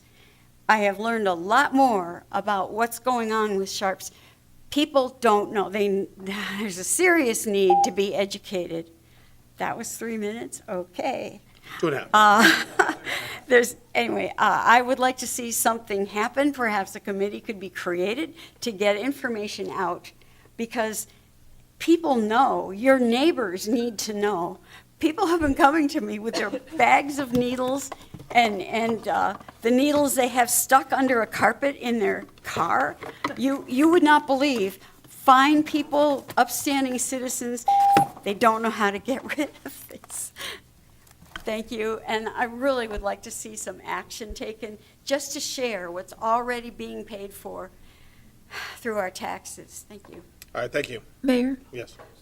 We have, down in the police department, there's a box that you could put unused medications in, and I was wondering if we could put information on that so that people could take it as to how to get one of these boxes for sharps. Okay. Chief, let's talk about that tomorrow, about maybe just an information about how to get that information, how to get that. Thank you.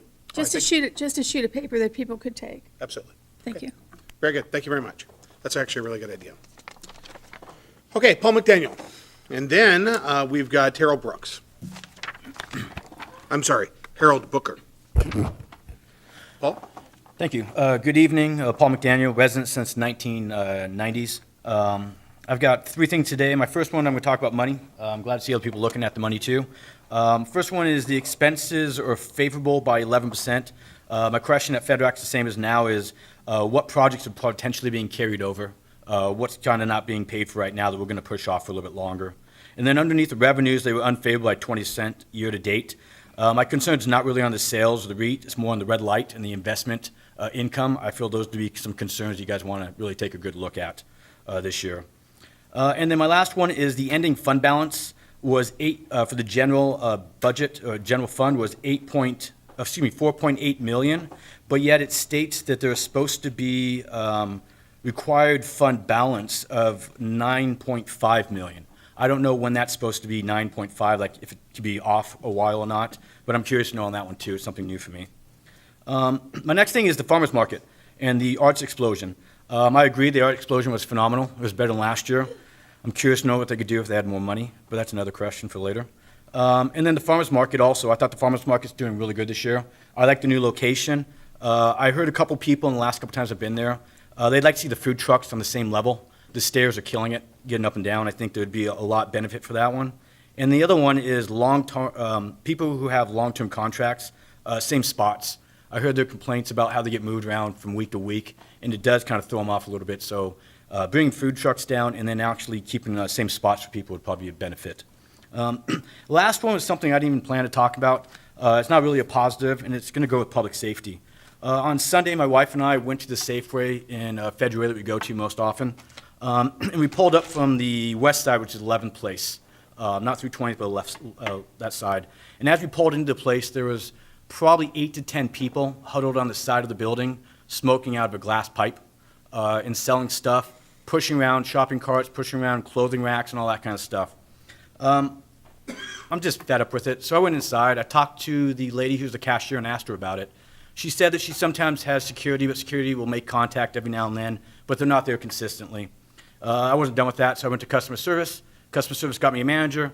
Manager came over, talked to me, and pretty much the manager said the same thing. They'll call 911. Cops may come up, may not show up. They leave for a little bit and then come back. When I left my wife, we were driving out. I was getting ready to call 911 because she said I could to make a non-emergency phone call. And I watched the police officer pull in. So I was like, oh, cool, I'm going to sit around and see what happens.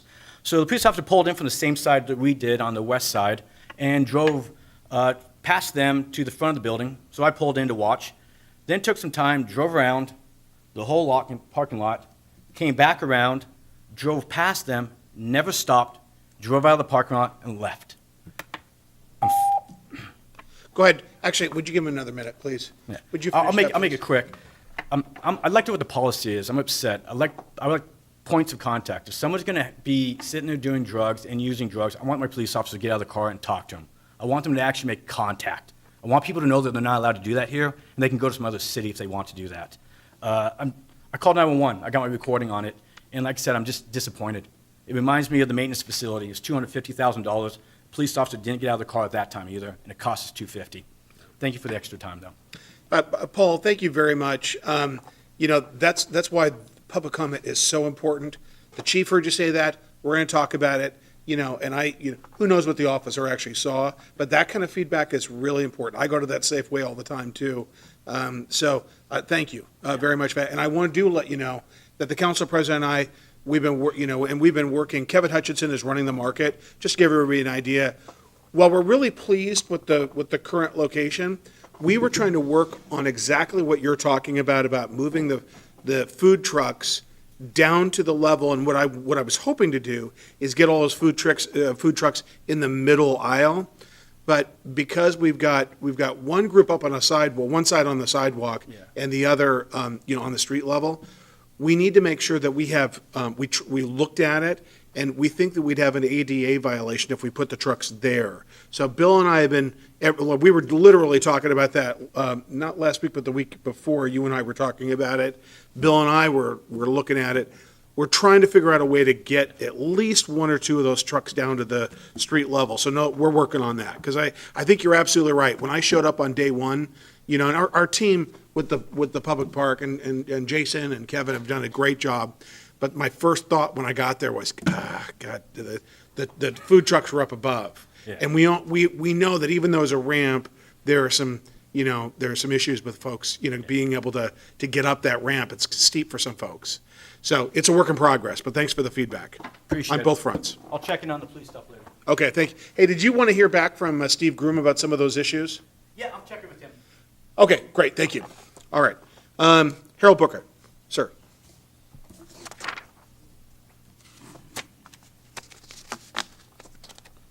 Good evening, Mr. Mayor, Council. My name is Harold Booker. I'm an original. My family moved to this community in 1962 and was the first to integrate Federal Way. Since this state became a state. Last year, I was honored and humbled to be asked by the mayor to participate and speak at the Juneteenth flag raising ceremony. Having lived in this community 60 years, it was the first time that day that I had publicly spoken about growing up in this community. To have my representatives, my city, ask me to share comments, that was special. It troubles me that this body is limiting future opportunities for citizens to share their stories and experiences. My suspicion is that you really don't understand the message that you are sending to individuals and groups who feel out of the mainstream, who feel marginalized, who feel overlooked.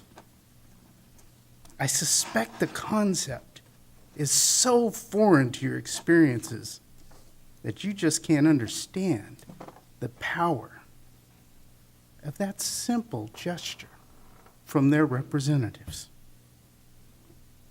I understand we are in a very diverse community with many opinions and feelings on the matter. So be it. But to just say you're tired of talking about it, you just want to push it under the rug and move on to more important matters. Wow. Just wow. It's so ignorant, it almost blows my mind. Moving on, during the May 12th meeting of the Parks Rec, Human Service and Public Services Committee, I heard some statements by members of this body which I'd like to respond to. One council member asked, what's the purpose of moving something to the council to be voted on? If I'm a marginalized community, a low-income community, I'm going to worry about food on the table and how to get gas and how to go find a job. I'm not going to be worried about flags. I'm not sure I've ever. Not true. It's been since the 60s since I heard a comment Let's go that 30 was that ignorant. Let's go 30 more seconds. Go ahead. Okay. I'll just jump to the end. Just look around. Auburn, Des Moines, Kent, Tacoma, none of our neighboring communities have policies as restrictive as Federal Way's current policy.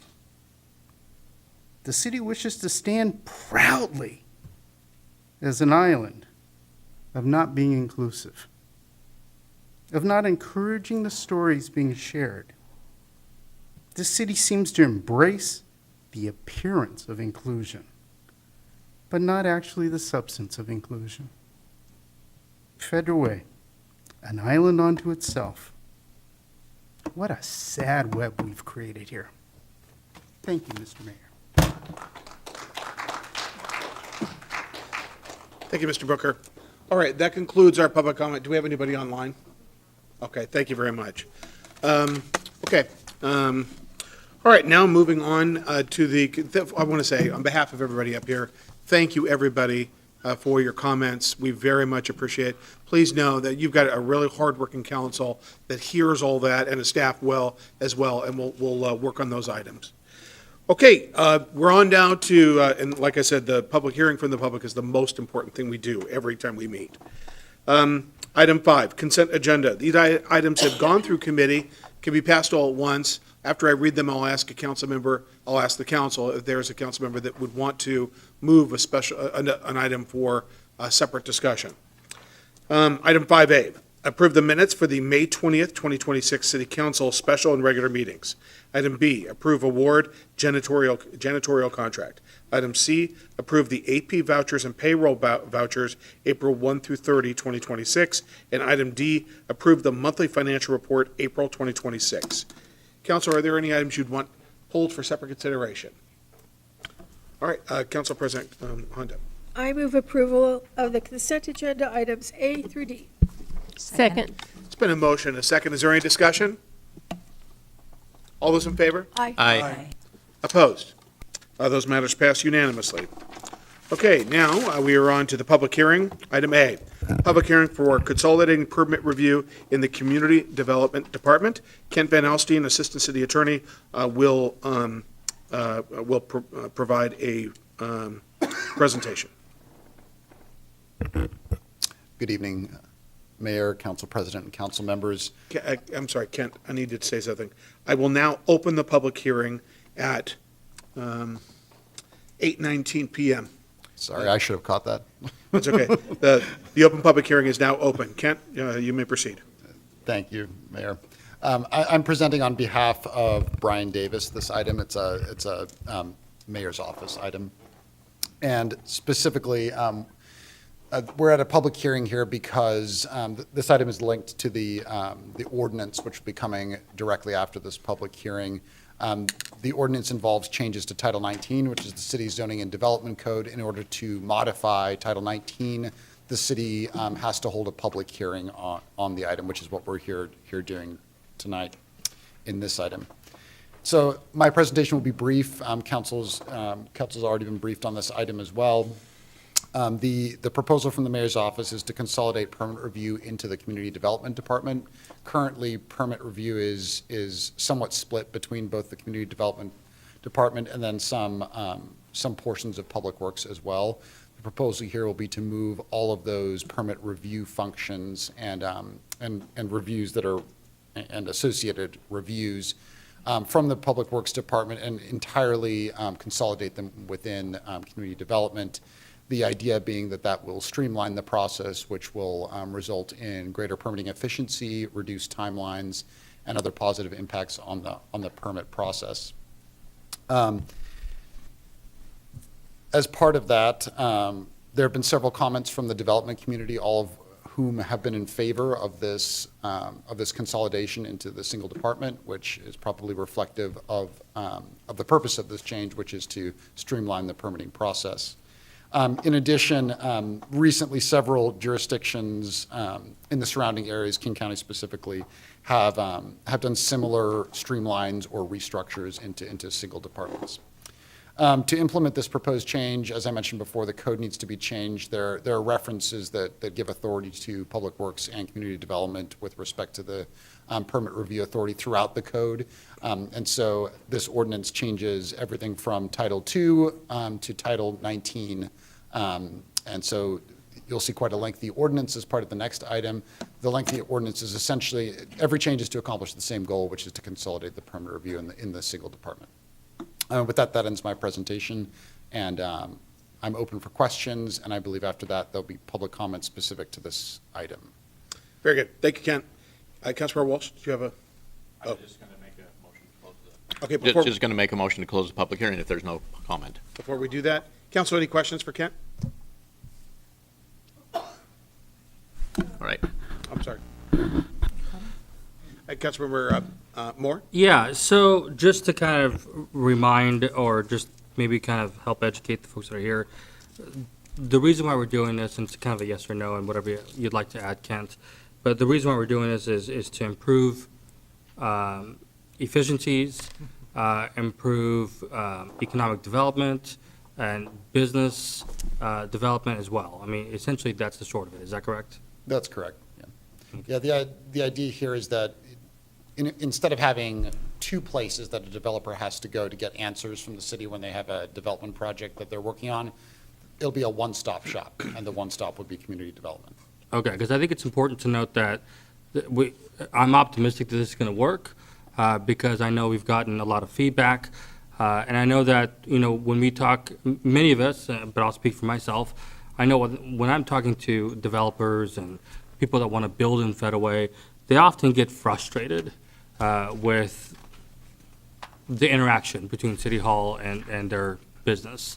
And so I'm optimistic, and I'm really hoping that the changes that are being proposed in our codes and our ordinances will help make that a lot easier, and I'm hoping to see that come to fruition relatively soon, to see the benefits from that later this year. So, thank you, Kent. Okay. Council, anyone else? Okay. Do we have any public comment on this? Okay. Councilmember Walsh? All right. I move to close the public hearing. Is there a second? Second. It's been a motion, and a second to close the public hearing. Is there any discussion? All those in favor? Aye. Opposed? Matter passes unanimously to close the public hearing.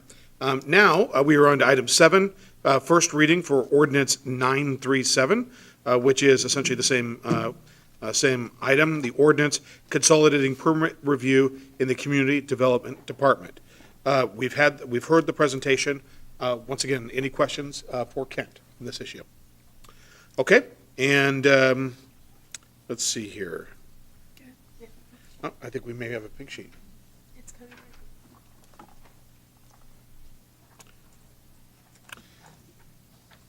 Okay.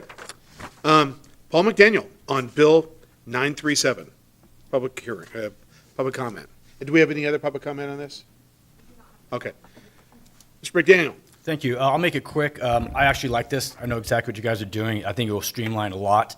My question is, when I left council, there was a piece of software that should have been tied in. Amanda and my building permit should have been tied in for, I believe it was single-family, multifamilies, and construction like that larger size. I'd like to know if that was done. I mean, this is a great motion or a good move, but if the software's not tying it together, it's a 14 to 15-step process, something like that, for builders to build in the city. And it is a big, big red tape for a lot of builders. So I'm curious to know if that project had been completed, because that would really benefit on top of this move. Let's check on that. Keith? No. No, not yet, or no? No. My building permit is still not where we want it to be. The hope is maybe by the end of summer. The Amanda upgrade, I haven't gotten an update on that one. That would be a Thomas, if he's in the building, question. Just to let you know, it's been multiple years. That's a really, real big deal. Thank you for the time. Oh, actually, here comes Thomas. Step right up.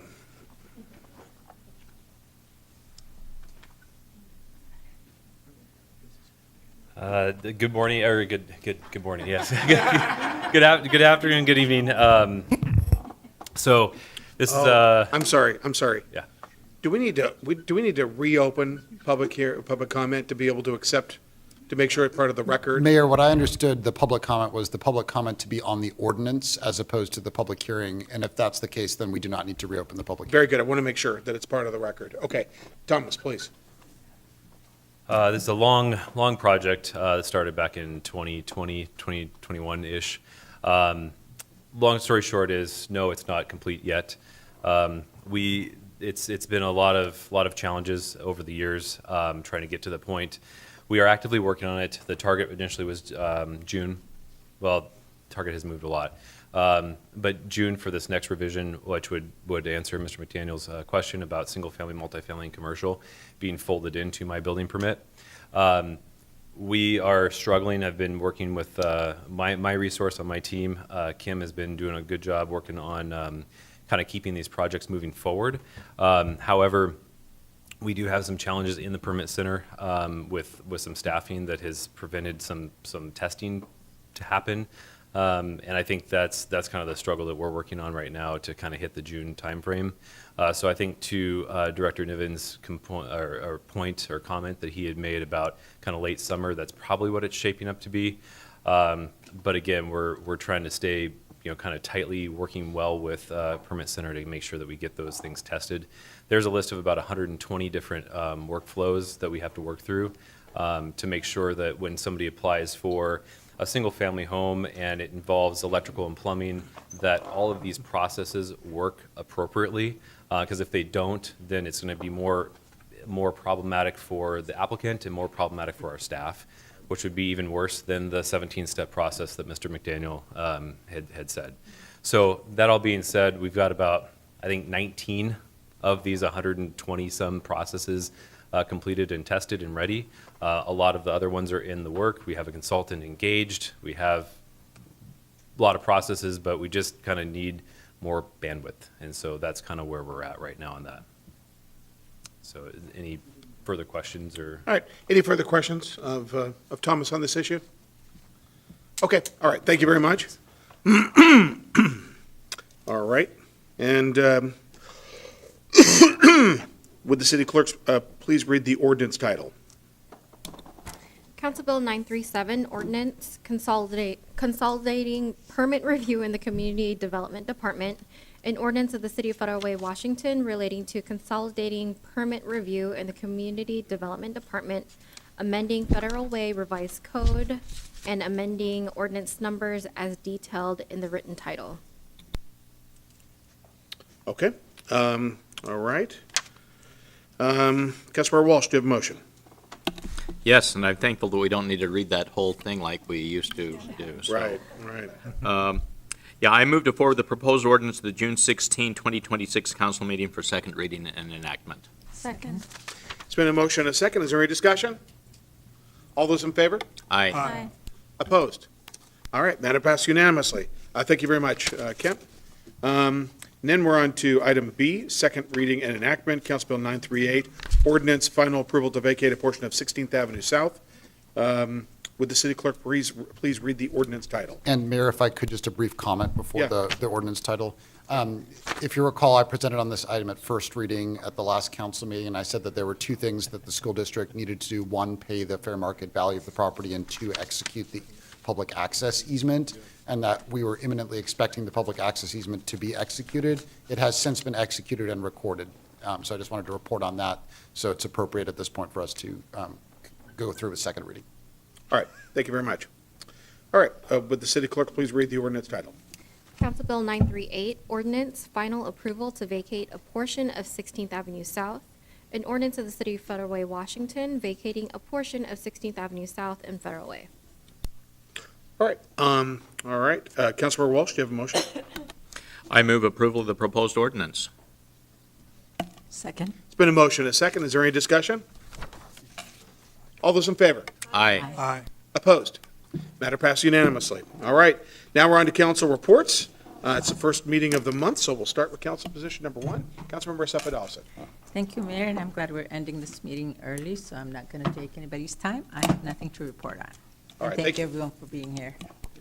Councilmember Moore. Okay, well, I typed up my speech, and it's going to be about 10 minutes. So, okay, I'm just kidding to my colleague to my right. Gosh. One thing, where do I start, Mayor? So I just sent an email. It was suggested to me that maybe we look at shuttles at the farmer's market. That may make things a little bit easier for people that have a more of a challenging time with their movements. I know that I'm confident that you're working pretty hard on this with Bill and Kevin.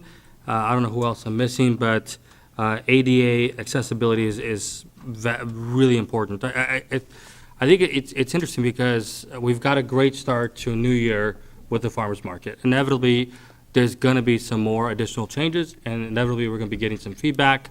I'm hopeful that we're constantly working through that challenging bit of providing more accessibility for parking and with people with disabilities as well, to make it a more of a good experience, because it's such a great opportunity. On Saturday, I tell you, coming from the other side of the freeway, I am now a resident of North Lake, I really love the new neighborhood that I live in. My wife texted me and said that it's like living in the United Nations, because we have a very diverse neighborhood, and I'm just incredibly excited about that.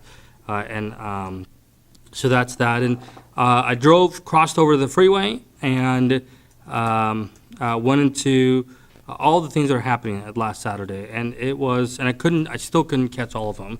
But it was just a lot of fun. I mean, it was pretty epic being at the farmer's market, coming from the PAC, looking down at the farmer's market, looking down at Town Square Park, where it looked like another organization was using it. I'm not really sure. And then you had the arts explosion. It was just a bustling little place. And it just really energized me quite a bit. That was a really good experience and moment that I kind of sat back and kind of thought, wow, this is pretty epic.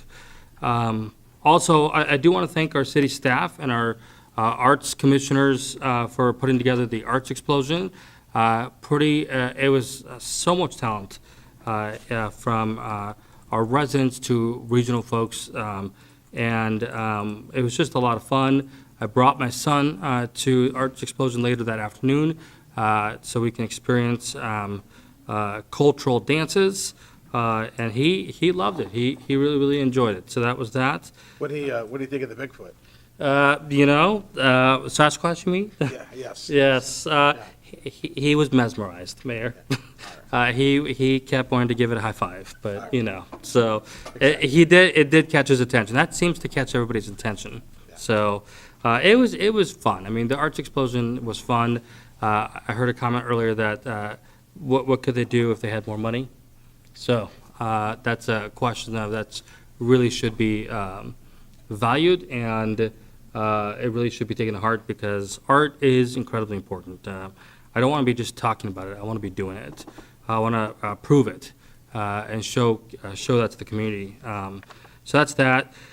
It is Pride Month, and while I am grateful for the proclamation, I do think it's sad that we're not raising a flag and sending out the signal to all of our brothers and sisters that we care about you, we celebrate you no matter who we are.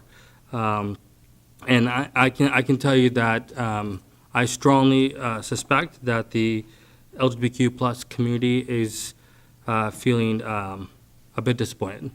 And I think it was stated earlier in the comments that, and it kind of caught me by surprise too, because I noticed it as well, that all the cities around us are celebrating it and they're promoting it.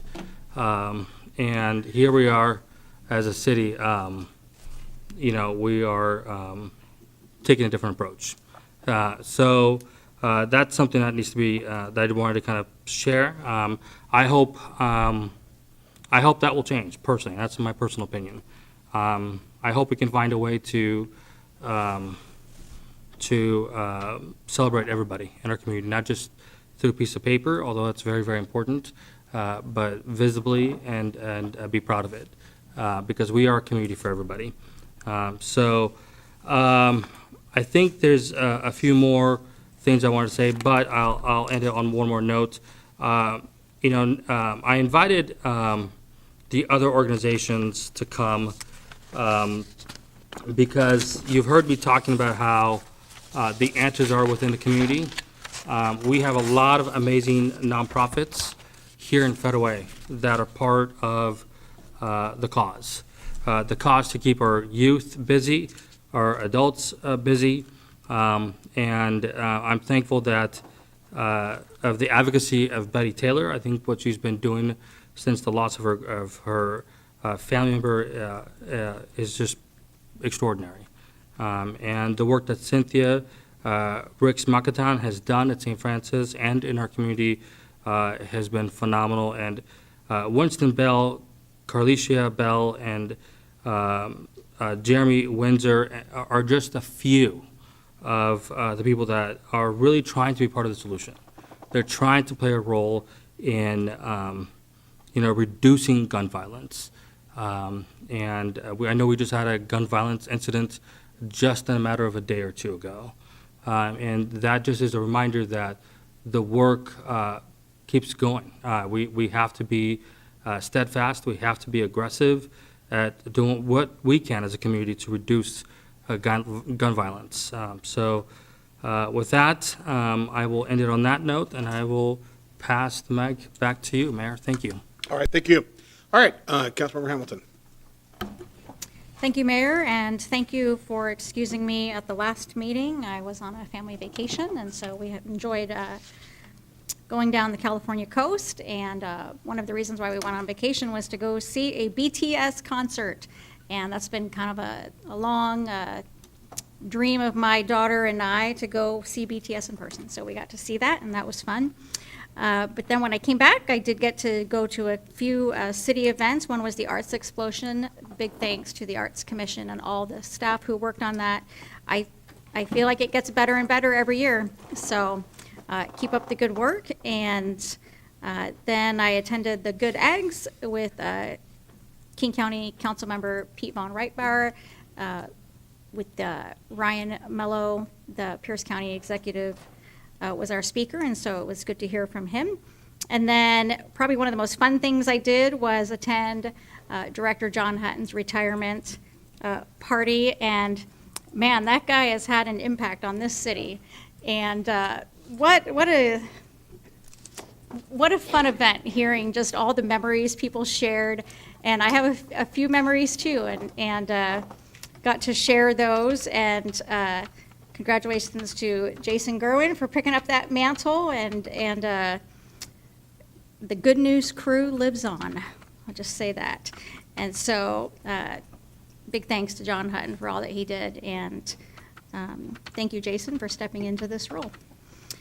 And then lastly, I was invited by a government affairs person at AWC to participate in a statewide public safety caucus with the AWC, and so I did accept that invitation, and the goal of the caucus is to gather city's thoughts on legislative proposals around policy and budgets, especially during session. So I look forward to being a part of that, and Mayor, maybe we'll talk some more about that, and Police Chief, obviously, I'd like to hear his thoughts too, and the council's thoughts when I get to be part of those discussions. And with that, I end my report. Great, thank you. Councilmember Walsh. All right, the very most important thing, I wish this could be put up on the big screen. Right here is a little one born 19 hours ago right now, the most beautiful baby. I mean, my 11th grandchild, Wilder Joseph Stewart, and afterwards come up and take a look and see if this isn't the most beautiful baby you've ever seen. She looks just like it. Only, amazingly, he has more hair than I do, so anyway, so. Was that my outside voice? I'm sorry. Hey, it's been a busy week. I'd almost forgotten one of the things that Councilmember Hamilton mentioned, John Hutton's retirement. Wow, how great. That was a blast. That was a blast. And the things that John has done for the community is incredible, and hats off to him as well. Saturday was a busy day in the community, as the mayor said with his report. My wife and I started it off going down to the Camp Kilworth open house. How lucky we are to have a place like Camp Kilworth that the Boy Scouts, the Kilworth family turned it over to the Boy Scouts. The Boy Scouts weren't able to maintain, but fortunately a land trust that preserves property got it and has it on a 50-year lease to YMCA, and the YMCA is doing a marvelous job there. How blessed we are to have that. And then we went to the Arts Explosion. Fantastic. I mean, it gets better every year. I agree with all the other accolades that it's been given. Your twin brother there, I mean, the way his eyes followed you, I mean, so many cool things on it, and visiting the farmers market, and standing there up by the pack coming out of the Arts Explosion, looking down at the farmers market, and then looking down at the celebration that Martin mentioned, that they're at Town Square Park. I'm not sure just what celebration it was, but I mean, that is the way a downtown ought to look. And we were capturing that, and may we capture that many, many more times. Going up to the Pickler ribbon cutting, it was great. There were the four of us right here were you there too? No, okay. Four of us right here. The only problem is that they have some defective rackets there. The one that I had, for some reason, it suddenly gets a big hole in the middle of it when I swing it. I'm not sure what the problem is there, but I'm sure it has something to do with some sort of racket defect. So anyway, after that, after a couple of other things, a lot of you, the rest of the council knows, and some of you out there know, that with the Federal Way Community Festival, I've been a big advocate of making the Federal Way International Community Festival. And I think that we need to really celebrate the international aspect of our city. And so the Kent had an international festival, went over at it. It was at the Showware Center, decided to go take a look and see what it is. It was good. We could do so much better, though. We could do so much better. I hope that a year from now, we're able to truly make it the Federal Way International Community Festival. It would really celebrate it. And speaking of celebrating different things, the comments that Harold Booker made, you know, I support only having the three flags flown. However, just because we have the three flags flown doesn't mean that we can't celebrate other things. We have a big 4th of July celebration. We have other celebrations. You know, Juneteenth is a national holiday. I think that we should be doing more to celebrate Juneteenth. I mean, a very, very important part of American history. And it means a lot to a lot of people. It should mean a lot to every one of us. And so I would hope that in the future we can do more to celebrate Juneteenth.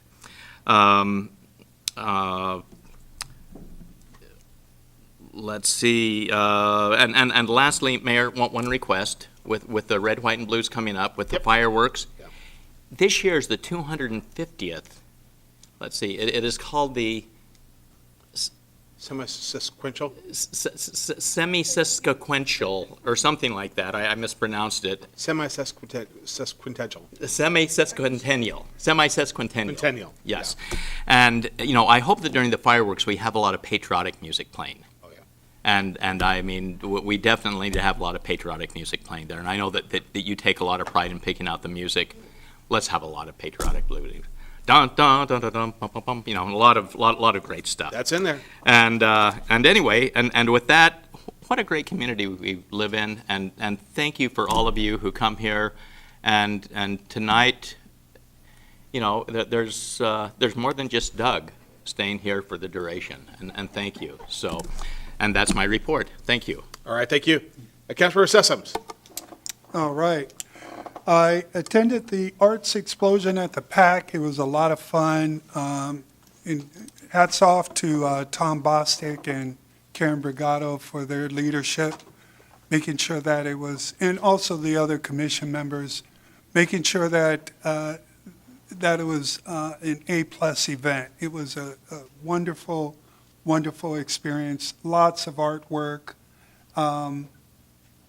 One thing about the farmers market, I think Councilmember Martin mentioned that shuttle buses should be implemented. A comment I had from someone who attended, I bumped into at the Arts Explosion, was that where the former place where the farmers market used to be, she lived walking distance from there. But now that it's relocated, she finds it very difficult, if not impossible, to be there. So maybe shuttle buses making around the downtown core, dropping off our seniors and disabled people at the market and then taking them home.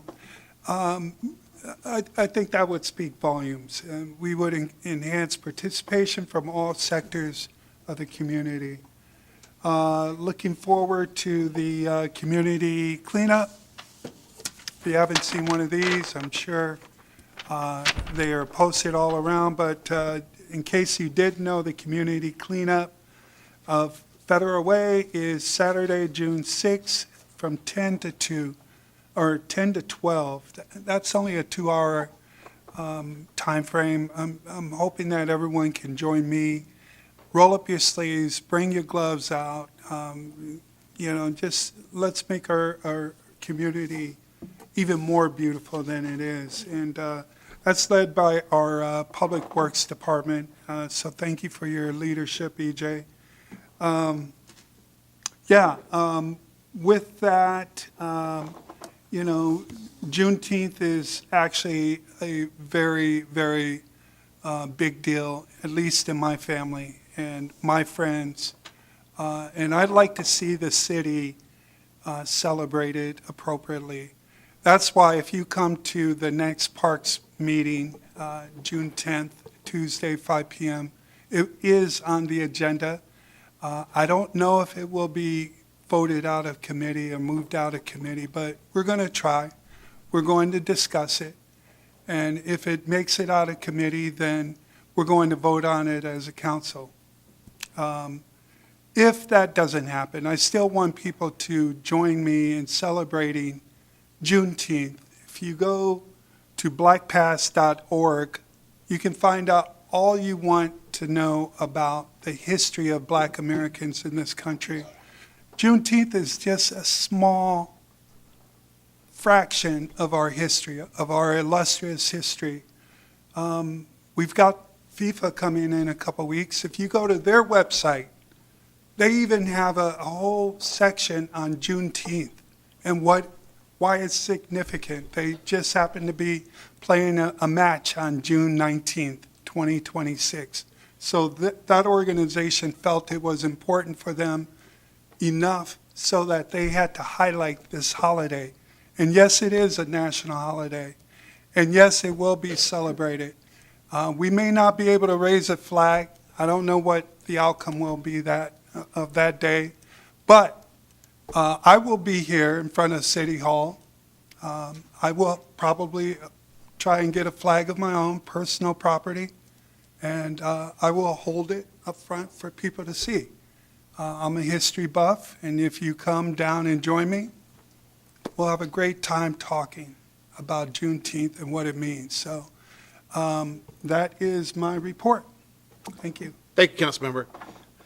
Councilmember Kuchma. Well, thank you very much, Mayor. So the only thing we've not talked about all evening is August the 4th. The first Tuesday of the month, we'll be having a National Night Out.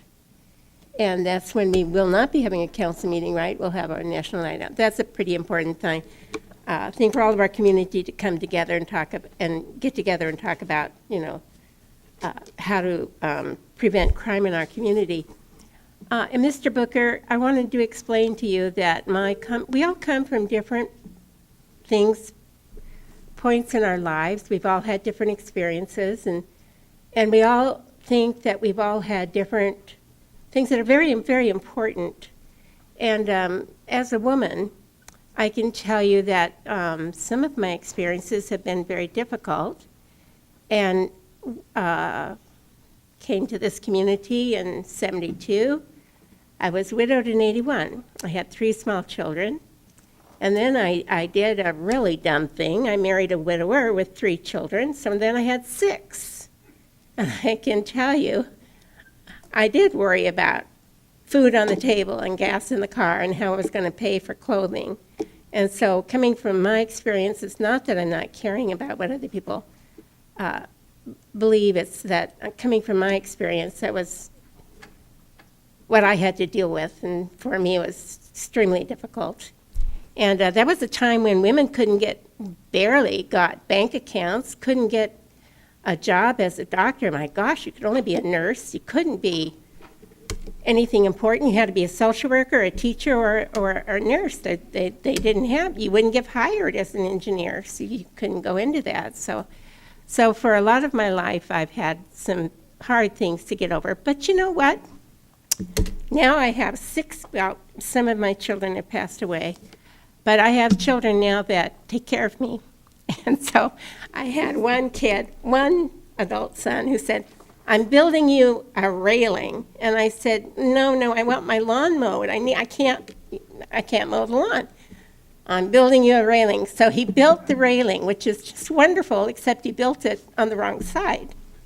I've got one hand that doesn't work. I can't grab the railing. Now, if he had built 2, that would have been good.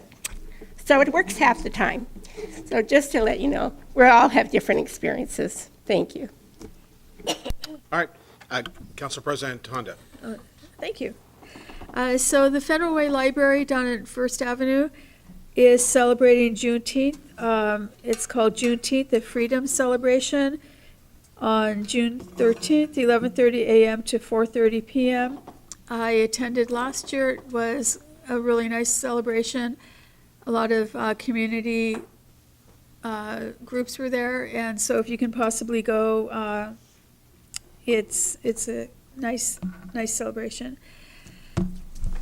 The Arts Explosion was amazing. As a past arts commissioner, I know how much work it takes to put on events like that, and they did an amazing job. But what was even more amazing was the amount of people that walked into the PAC for the Arts Commission. There was a staff member at the door with the clicker counting, and On Friday, they had, I believe, 300 folks there. On Saturday, it was well over 1,000, and on Sunday, I can't remember the number, but it was a very significant amount of people who came into the Arts Explosion, and they were from around the world. They were from different countries that heard about it and came to look at the art. So I had a few favorite pieces, but Fetty, the Sasquatch was one of my favorites. I watched. I was in the artist's workshop when he was just being formed, and to see him being finished is really amazing to see that. So, pretty cool. At the farmers market, we have senior vouchers, and it's a grant program, and we have $10 vouchers that we hand out to seniors. You have to be 65 years or older. We don't ask for any ID. You just have to write down your name and put down your age. That's all we ask for. We have 56 of them every Saturday, and they can be used on food and vegetables. Last summer, sometimes we went through those vouchers in a matter of 10, 15 minutes. On this last Saturday, it was 45 minutes, and we did have to turn people away after that. So if you know of anyone who is 65 and older and could use some fresh fruits and vegetables, I would encourage you to have them come and get in line early. The line starts to form about 8:30. And anyway, it's nice to be there and to talk to our friends every Saturday. We also have kids vouchers for $5, and it's 2 to a family. So if you have 4 kids, you can only get 2 vouchers, but that's pretty cool too. Then the kids can go around and get an apple or a banana. Well, not a banana. We don't have anyone with bananas, but a cucumber or something. On Friday, June 5th, from 6 to 8, there's a seniors' night out, and it is live music, dinner, and dancing. It's at the community center. It's $15 per person, and it's for those who are 50 and older. So some of us qualify. And it's dress up or dress down, excuse me, but it is a seniors' night out. And if you'd like to go, it sounds like a really fun thing. You do need to get tickets, and you can call the community center for more information. And my last thing is graduation is coming up for our high school seniors. And as someone who's been at Federal Way High School for our Key Club, which is a Kiwanis club for high school students, and Melissa Hamilton is Thomas Jefferson's Key Club advisor, I'm going to miss my seniors. I'm going to miss my kids over the summer. And I hope that graduation goes smoothly, that everyone is safe. And one of my seniors came here 2 years ago from Afghanistan, and she was near tears the other day because Federal Way High School is welcomed her to this country and helped her graduate. And anyway, she's going to the University of Washington with a lot of scholarships. She's extremely smart and will do well in life. So anyway, congratulations to all of our seniors. Thank you. All right. With that, we are adjourned. Thank you, everybody.